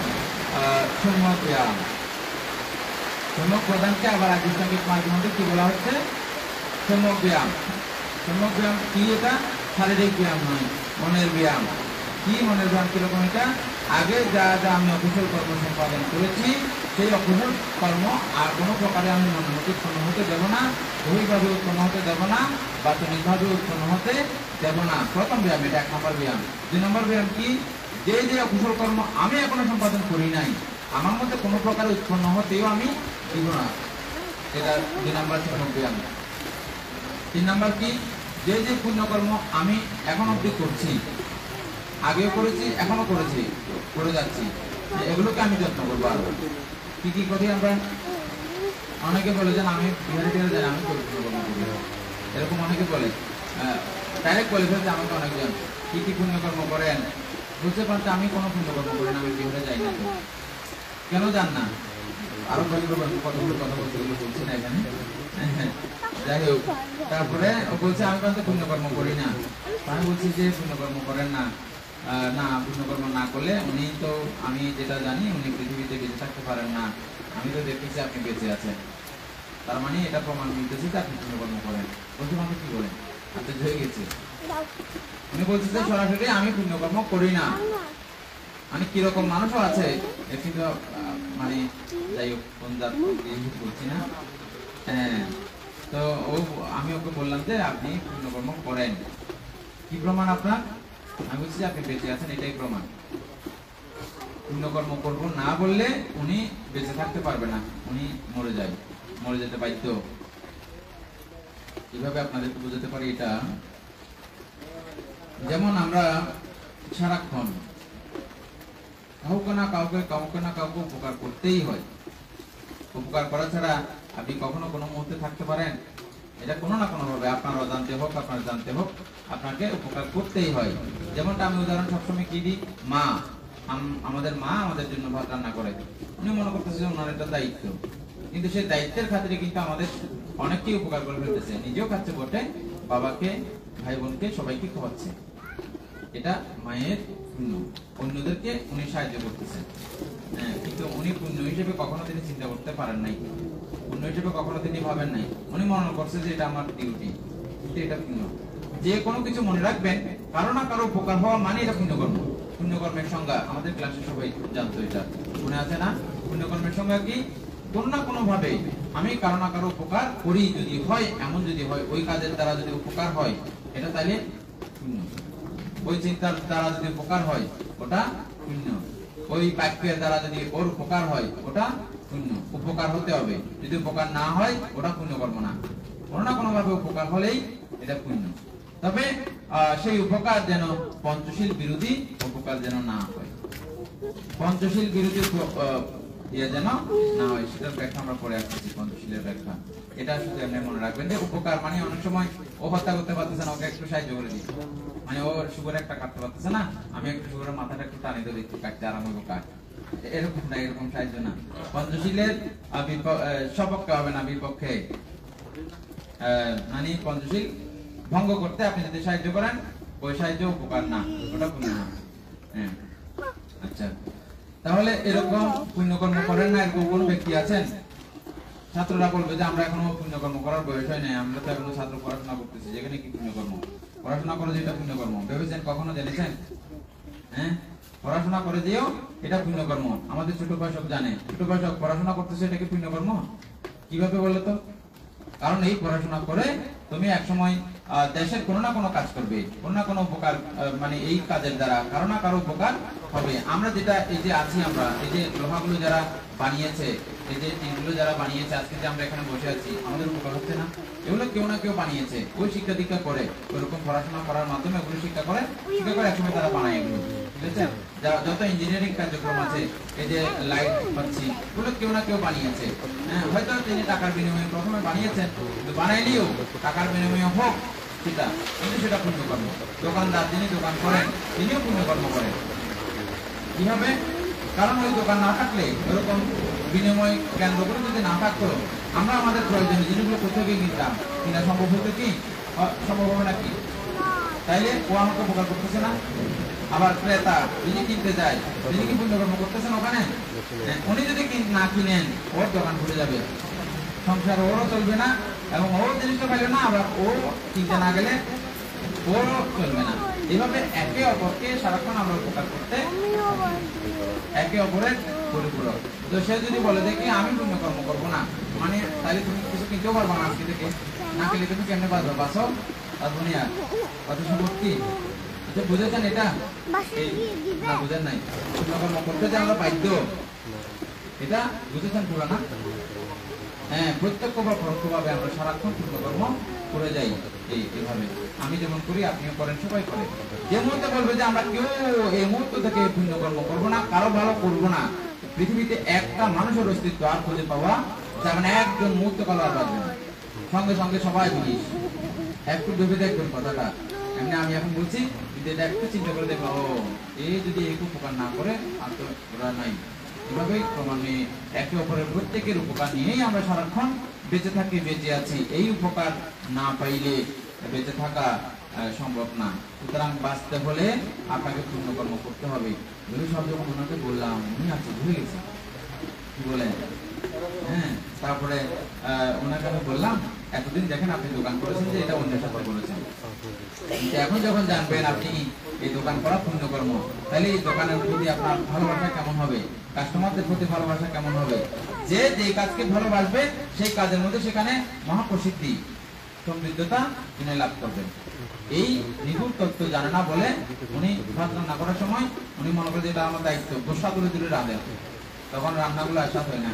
ব্যতিক্রমে যে নিজেও স্বাস্থ্যহীনতায় ভোগে এবং পরিবারের প্রত্যেকেও স্বাস্থ্যহীনতায় মারে।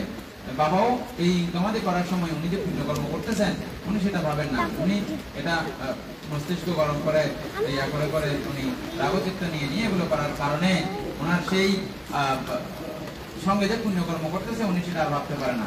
যদি কেউ জানে আমি এটা পুণ্যকর্ম করতেছি, আমার স্ত্রী পালন করতেছি যথাধর্ম, পুত্র সন্তান কন্যা সন্তান এদেরকে পালন করতেছি আমার এই অর্থ ইনকামের দ্বারা, তখন এটা যদি ভাবতে পারেন সেখানে পূর্ণ হবে। আর যখন তিনি এটা জেনে যাবেন, বুঝে যাবেন, তার সেই কাজের মধ্যে তিনি সাকসেস এবং সফল হবেন। এবং এভাবে আপনারা যে যেখানে যে পর্যায়ে কাজ করেন না কেন, একজন শ্রমিক যখন জানবে যে আমি পুণ্যকর্ম করতেছি, একজন মালিক যখন জানবে যে আমি পুণ্যকর্ম করতেছি, এদেরকে রেখে এরা এদের মধ্যে এই সমন্বয়টা হলে যেখানেই থাকবে থাক, সেখানেই সুজলা সুফলা সুফলা হয়ে যাবে। আর এই ভিন্ন চিন্তা হলে এই জায়গায় তখন সব কিছু ধ্বংস নষ্ট বরবাদ হয়ে যাবে।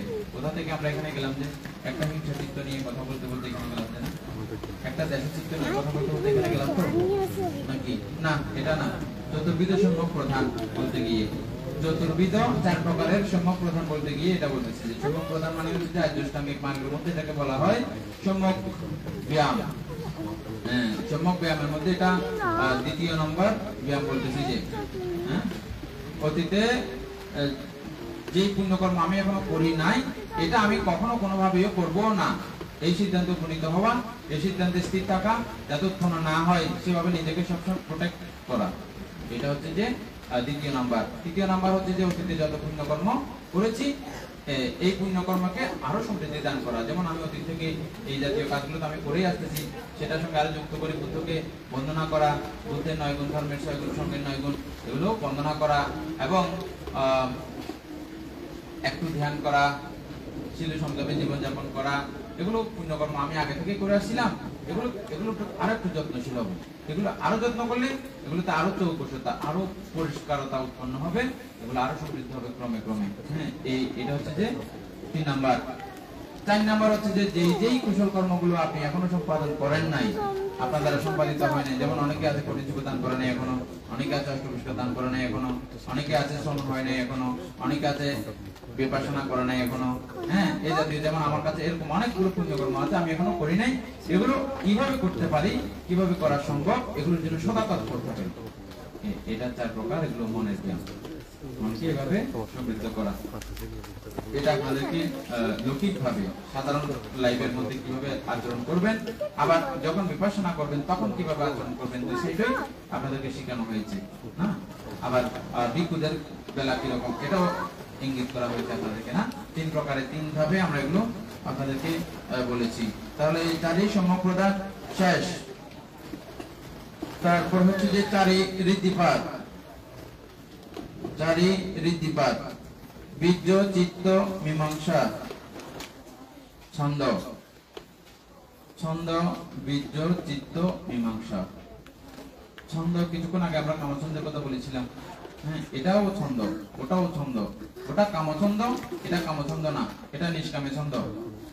ওটা কামছন্দ ছিল, এটা হচ্ছে নিষ্কামে ছন্দ, যেটাকে আমরা ওখানে কোথায় লিখেছিলাম, বৈরাগ্য, বৈরাগ্য ছন্দ। প্রত্যেকটা বিষয়ের প্রতি আমরা যখন কামে যখন ছন্দ উৎপন্ন করি, তখন সেখানে আমাদের একটা অবস্থা তৈরি হয়। কি সেটা ফলাফল? সঙ্গে সঙ্গে আমাদের একটা লোভ জন্মে, একদম মনের মধ্যে একটা লোভের কারণে একটা আনন্দ পুলকিত হই আমরা, হইতো এরকম।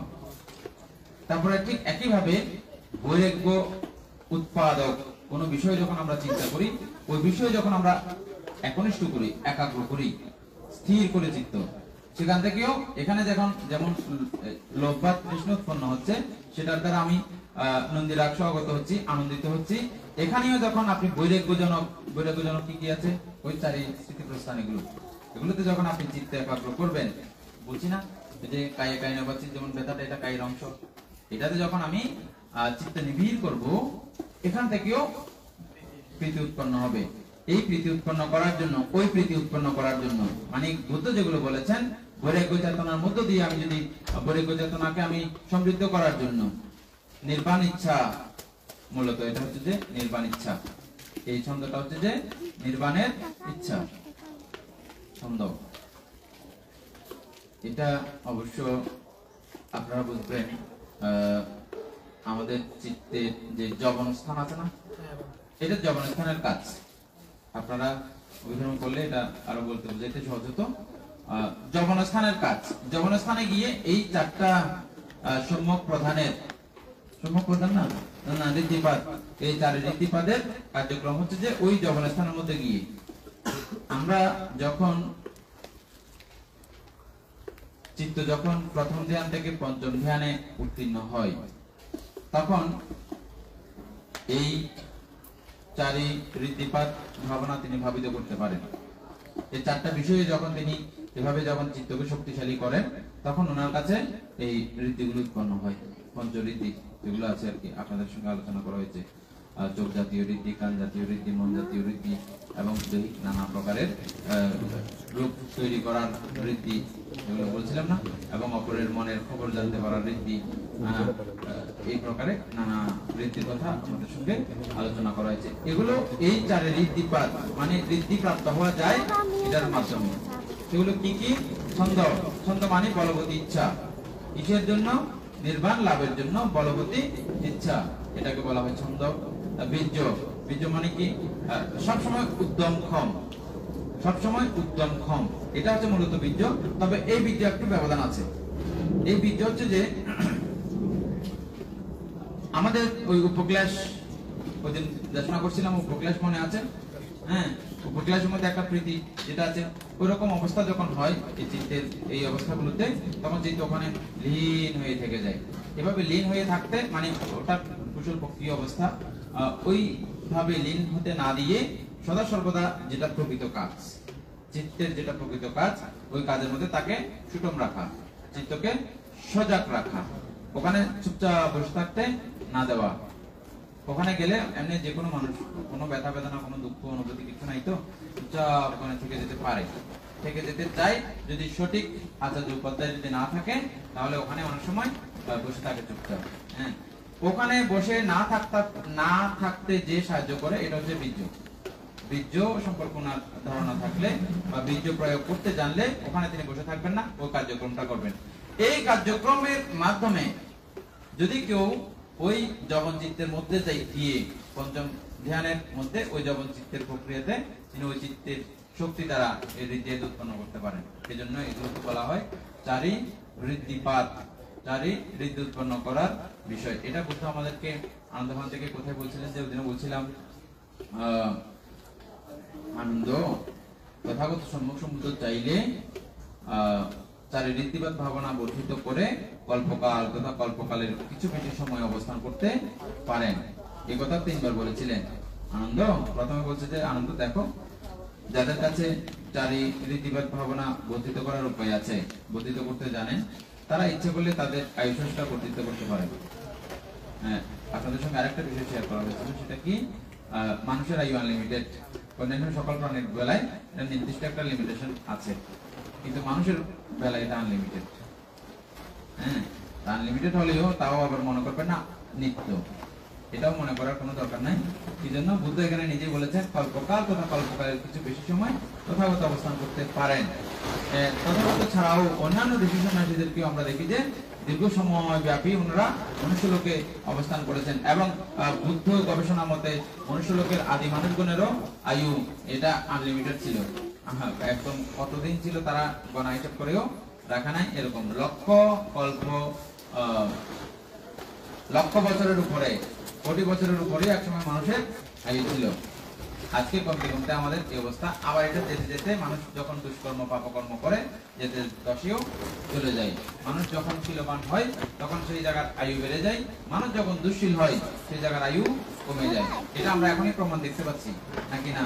যে যে দেশের মধ্যে হত্যা, চুরি, বিচার, প্রাণী হত্যাগুলো বেশি, সেই দেশের মানুষের আয়ু কম, এবং যে যে দেশের মধ্যে এগুলো কম, পঞ্চশীলের অনেক শীল যেখানে রক্ষা করা হয় সেখানে দেখবেন মানুষের আয়ু বেশি।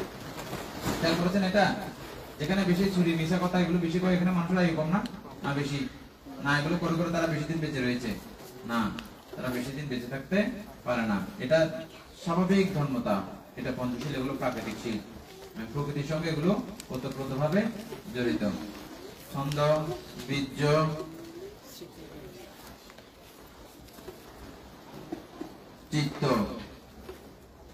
চিত্ত এবং মীমাংসা। চিত্ত বলতে ওই যমন চিত্তের কথা, বুঝছেন? যমন চিত্তের সেই ব্যাপারটাকে তিনি খুব প্রকৃষ্ট রূপে এর মধ্যে জানেন। চিত্ত বলতে এটাই, চিত্ত বলতে তেমনি নর্মালি চিত্ত, তবে এখানে শুধু ইঙ্গিত করতে হবে ওই যমন চিত্তের। কখন যমন চিত্তে? ওই পঞ্চম ধ্যানে উত্থিত যমন চিত্ত। মনে আছে যে পঞ্চম ধ্যানের বিধি লাইনটা? পঞ্চম ধ্যানের মধ্যে যেই কন্ডিশন গুলো পার হয়ে তিনি গেছেন, ওই জায়গার যমন চিত্তের সঙ্গে যখন এই চিত্ত, এটাই সেই চিত্ত, বুঝছেন? তো আপনাদের সঙ্গে বিষয়টা আলোচনা করা হয়নি যে আপনারা বুঝবেন না বিদায়, সেজন্য আলোচনা করি নাই। কিন্তু লাইভের কারণে এটা বলার দরকার ছিল। আমি একটা জিনিস তো ভুলে গেছি, লাইভের মধ্যে অনেকেই শুনছেন, তাদেরকেও আমাদের এই ফ্রান্সের মধ্যে প্রথমবারের মতো আর্জেন্টিনা বিদেশ সম্ভাবনা কোর্স এর আয়োজন করা হয়েছে। তো এই কোর্সের মধ্যে যারা অংশগ্রহণ করেছেন এবং যারা সেবক সেবিকাবৃন্দ আছেন, অক্লান্ত পরিশ্রম করতেছেন, এগুলো পরিশ্রম না, তারা পুণ্যের কারণে মহা আনন্দে সফল করতেছেন, রাত ব্যাপী ঘুমাচ্ছে না, এগুলো মহাপুণ্য হচ্ছে। আমাদের সকলের পক্ষ থেকে যারা লাইভে এগুলো শুনছেন তাদেরকেও আমরা এই পুণ্য রাশি দান করছি। আপনারাও প্রত্যেকে সুখী হন এই কামনা করছি। তারপর যে মীমাংসা কি? মীমাংসা হচ্ছে যে মূলত ধর্ম বিচার, এভাবেই আমরা জেনেছিলাম, বা প্রজ্ঞা মূলত এটা, হ্যাঁ, মানে প্রত্যেকটা অবস্থার সঠিক মীমাংসা করতে পারা, এটা আসলে কি? তাহলে আমরা দেহ বলেন আর মন বলেন, এছাড়া আর কোনো কিছু নাই, বা নাম রূপ আছে যে, বুঝছেন? এই নাম রূপের মধ্যে এটা চরম সত্য কি উপাসক? অনিত্য দুঃখ অনাত্মা, এটা বের করতে পারা, এটা রেজাল্ট নিতে পারা, এটা মুহূর্তের মধ্যে চিত্তে যাতে জাগ্রত হয়। চিত্তের যখন এমন অবস্থা থাকবে তখন তিনি এই ঋদ্ধিপাত উৎপন্ন করতে পারেন। তবে এক্ষেত্রে আরো কিছু কথা রয়েছে। এটা তো যারা বুদ্ধ শিক্ষায় শিক্ষিত, এই পঞ্চম ধ্যান লাভী কিন্তু লোকীয় ব্যক্তিগণও আছেন, হ্যাঁ, তো তাদের মধ্যে তো এই রীতি উৎপন্ন হয়। এই তাদের বেলা আর অন্যদের বেলা এখানে একটু ডিফারেন্স আছে এই মীমাংসার বেলায়। সেই মীমাংসা এই মীমাংসা একটু তফাৎ এবং ব্যবধান আছে, এটা এখন আলোচনা করছি না, সে বিষয়ে যাচ্ছি না। তারপরে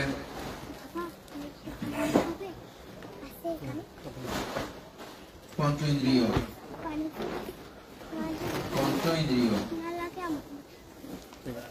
কি? শ্রদ্ধা, স্মৃতি, বীর্য, স্মৃতি, সমাধি, প্রজ্ঞা, এগুলোকে বলা হয় পঞ্চ ইন্দ্রিয়। ইন্দ্রিয় কেন বলা হয়? ইন্দ্রত্ব করে বলে। ইন্দ্রত্ব মানে কি?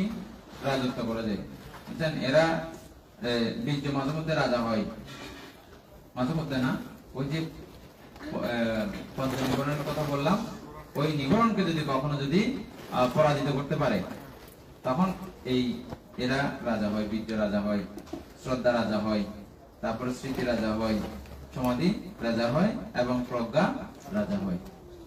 হ্যাঁ, এদেরকে বলা হয় পঞ্চ ইন্দ্রিয়। আচ্ছা, এখন তাইলে আমাদের মধ্যে রাজাকে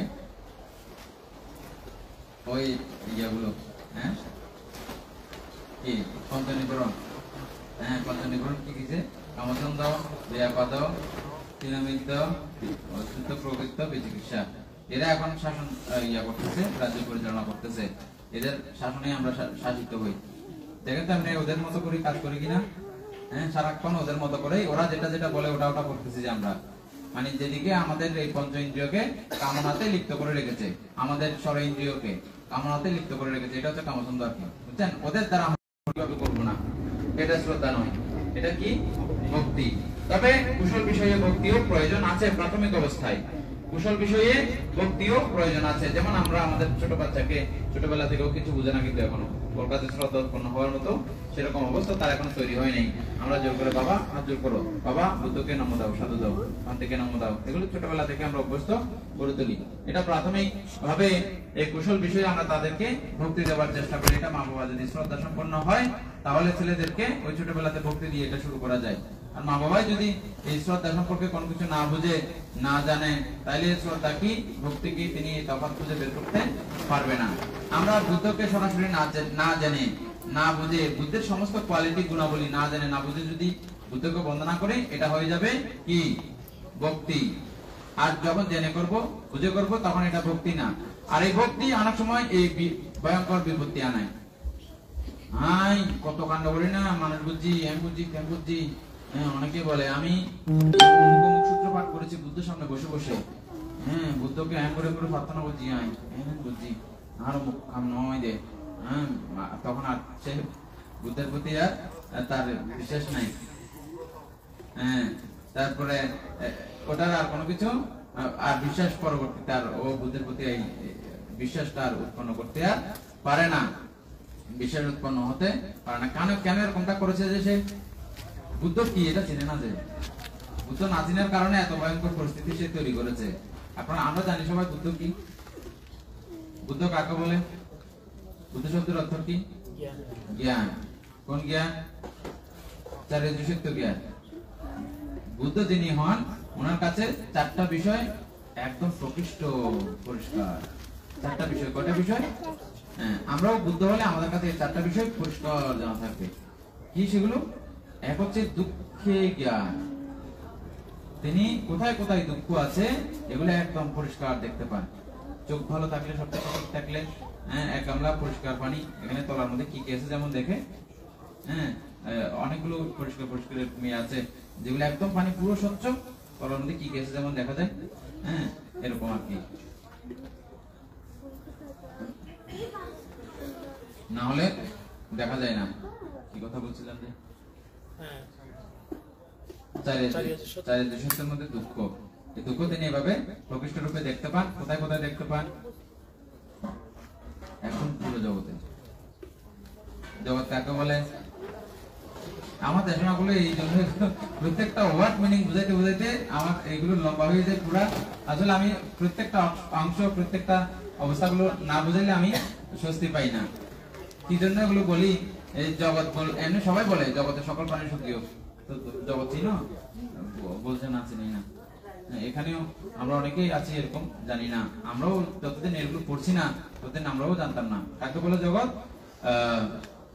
মনুষ্যলোক, 6 স্বর্গ, 20 ব্রহ্মলোক। কয়টা হয়েছে এখানে? 20 আর 6 26, 1 27, আর এদিকে আছে 4 অপায় 4টা, তির্য, প্রেত, অসুর, নিরয়। এগুলোকে মিলিয়ে একটা চক্রবাল বলা হয়। এইরকম চক্রবাল সংখ্যা অনন্ত আছে, গণে শেষ করা যাবে না। তো যেহেতু গণে শেষ করা যাবে না, সেহেতু একসঙ্গে সবগুলোকে বলার জন্য জগৎ বলা হয়। মনে থাকবে জগৎ, এই জগৎ কারো কাছে চিনা নাই, কারো কাছে জানা নাই, একমাত্র বুদ্ধ চোখে বুদ্ধ এটা দেখতে পেয়েছেন। আজ সেই বুদ্ধের কথা সমস্ত সাক্ষা বলেছে। এই কথাকে একসময় বিজ্ঞানীরা কিরকম মনে করতো, তারা মানে বিশ্বাস করতে পারতো না। কিন্তু আজ কিছু কিছু খুব পাওয়ারফুল কিছু ক্যামেরা উৎপন্ন হয়েছে, এগুলোর মাধ্যমে তারা এখন মহাকাশ এর মধ্যে আরো এরকম সৌরজগৎ তারা দেখতে পেয়েছেন। তখন এই কথার সঙ্গে এই কথা নাকি বিজ্ঞানীরা মিলায়, বলছে ও বুদ্ধ ঠিক বলেছেন, এরকম আরো পৃথিবী আরো আছে। এগুলোতে এখনো জাননি বা কিছু করেনি বিজ্ঞানীরা, কিন্তু অস্তিত্ব পেয়েছেন যে এরকম সূর্য আরো আছে, আরো সৌরজগৎ আরো আছে। সৌরজগৎ মানে আমরা যেটা চক্রবাল বলতেছি, এখন এরকম অনন্ত চক্রবাল আছে বুদ্ধের ভাষায়। এই অনন্ত চক্রবালকে একসঙ্গে বলা হয় জগৎ। এই জগতের কোথাও তিনি সুখ আছে বলে দেখেন না, সব জায়গাতে তিনি কি দেখেন? দুঃখ বিরাজমান, দুঃখ আছে। দুঃখ শ্রেষ্ঠ সত্য হিসাবে তার কাছে প্রমাণিত হয়। কার কাছে? যিনি বুদ্ধ তার কাছে। আপনি বুদ্ধ হলে আপনার কাছে এটা প্রকটিত হয়ে যাবে। বুঝা গেছে না? বুদ্ধ কাকে বলে চিনতেছেন আপনারা? মনে থাকবে এগুলো? না থাকবে না, ভুলে যাবেন আবার। তাইলে এক প্রকারে চিনলাম, যিনি এই দুঃখকে সবসময় বুঝতে পারেন, সবসময় জানতে পারেন, ওনাকে বলা হয় বুদ্ধ। এই দুঃখ চিনলে জানলে কি হবে? যে এদিকে কাটা বিছানো আছে, গ্লাস বিছানো আছে, গ্লাস ভাঙা আর কি। খালি ভাই আপনি যাবেন এদিকে? যাবেন না। আমরা এই দুঃখকে চিনি না, জানি না বলে এভাবে সংসারের মধ্যে বিচরণ করতেছি, যে বুঝছেন? আর যখন এই দুঃখ কোন কোন জায়গায় আছে যখন জেনে যাব, বুঝে যাব, ঠেলে দিলেও আমরা যাব না, কেউ ঠেলে দিলেও আমরা যাব না। সেই জন্য বুদ্ধ আর সংসারণ করেন না, সংসার বন্ধ হয়তো না, নির্বাণে অবস্থান করেন। বুঝা গেছে? এই দুঃখ দেখেন বলে সর্ব জগতের মধ্যে, পুরো জগতের মধ্যে যখন তিনি দুঃখ দেখেন, তিনি কোথাও আর জন্মগ্রহণ করার মতো মানসিক পরিস্থিতি ওনার আর থাকে না। এই ওনাকে বলা হয় বুদ্ধ। তারপর আরেকটা কি আছে বুদ্ধ চেনার উপায়? দুঃখ কারণ, দুঃখের কারণ যিনি জানতে পারেন। বুদ্ধ হলে যিনি বুদ্ধ, তিনি দুঃখের কারণও জানতে পারেন। এই দুঃখ কেন সৃষ্টি হয়েছে, কি কারণে সৃষ্টি হয়েছে আমরাও জানি না। কেন দুঃখ সৃষ্টি হয়? কেন? হ্যাঁ, তৃষ্ণা, অবিদ্যা তৃষ্ণার কারণেই এই দুঃখগুলো সৃষ্টি হয়, মূলত তৃষ্ণা। আমরা এমনি এমনি বলি যে আমাকে আমার বউ দুঃখ দেয়, আমাকে আমার জামাই দুঃখ দেয়, ছেলে দুঃখ দেয়, শাশুড়ি দুঃখ দেয়, তোদের বউ দুঃখ দেয়, এগুলো এমনি মিথ্যা কথা। মূলত দুঃখ দেয় যে কে? আমাদের তৃষ্ণা।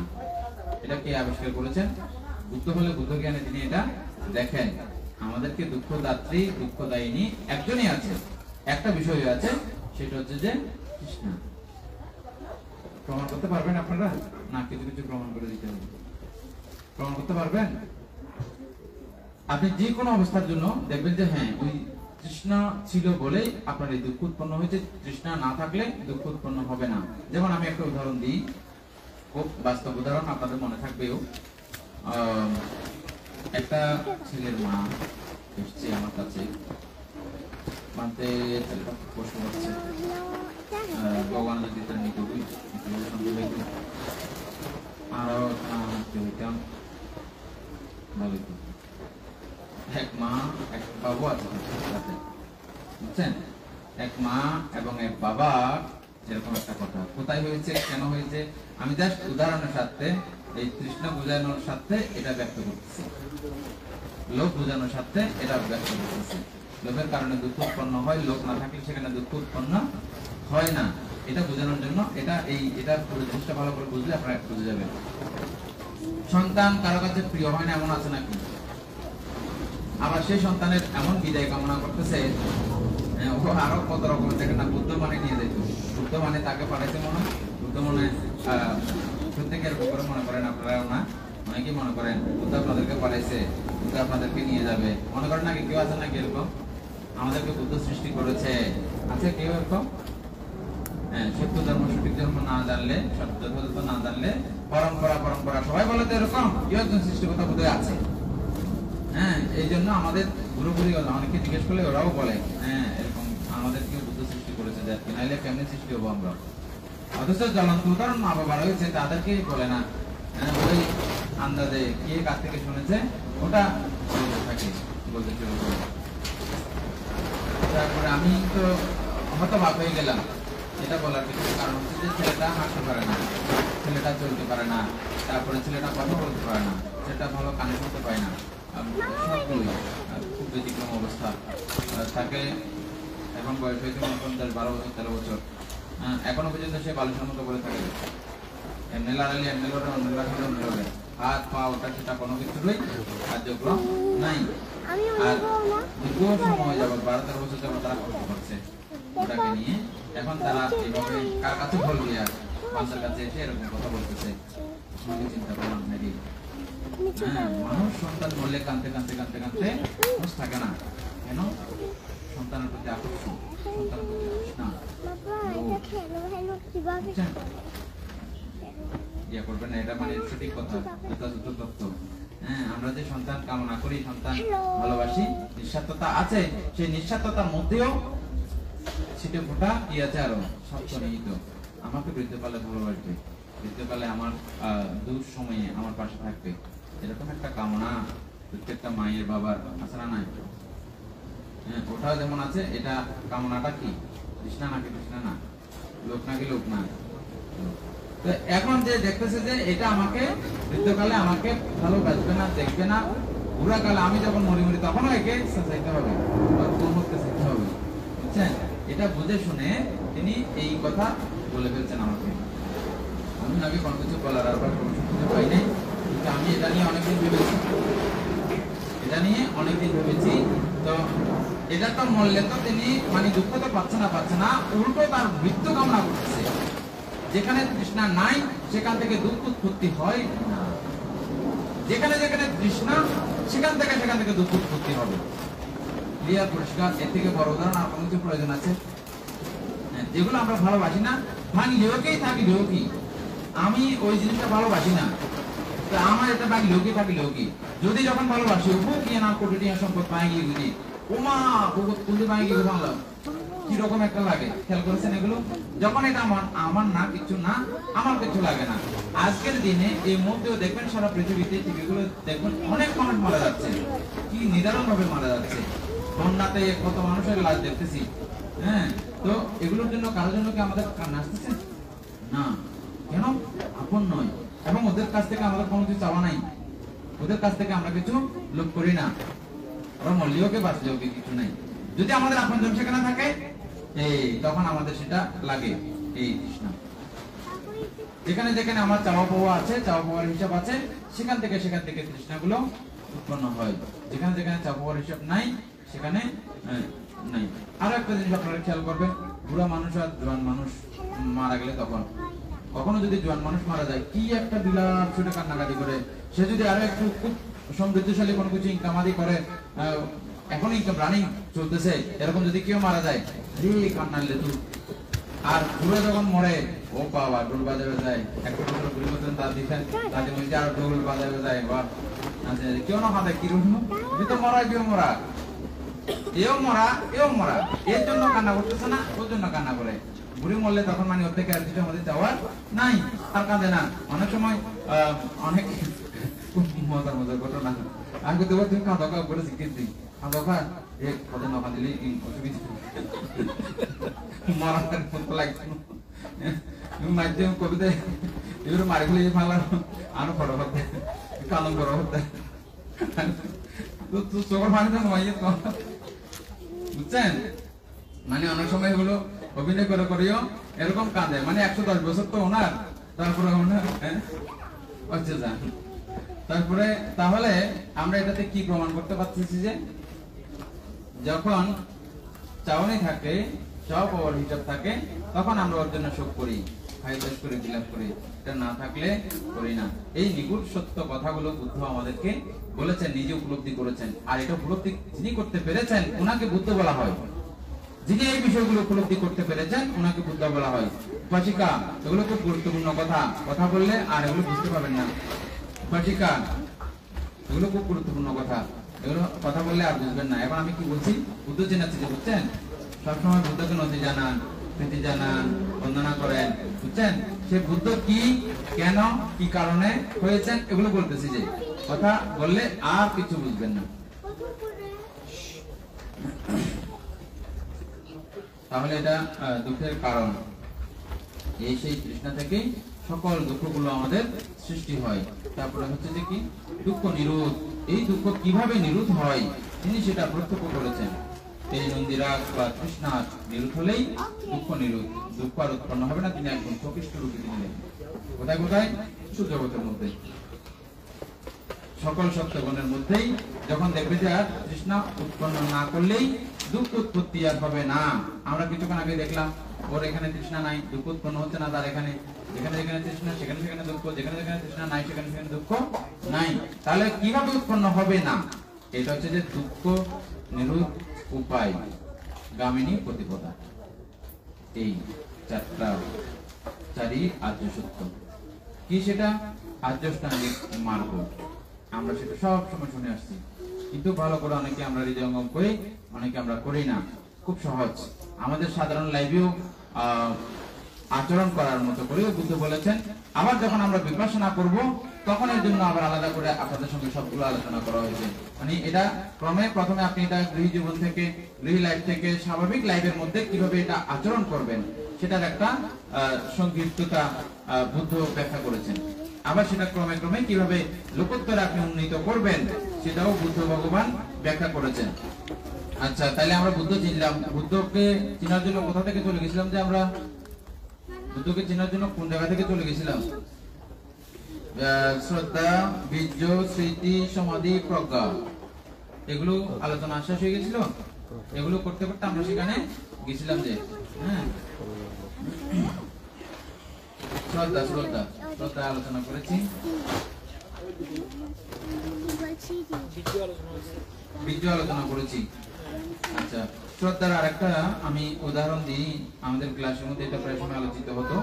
হ্যাঁ, শ্রদ্ধাটা একটু করে আলোচনা করি সবাই বোঝার জন্য, আপনারা প্রত্যেকে বুঝছেন। আর এটা আমাদের অত্যন্ত প্রয়োজনীয় একটা বিষয়।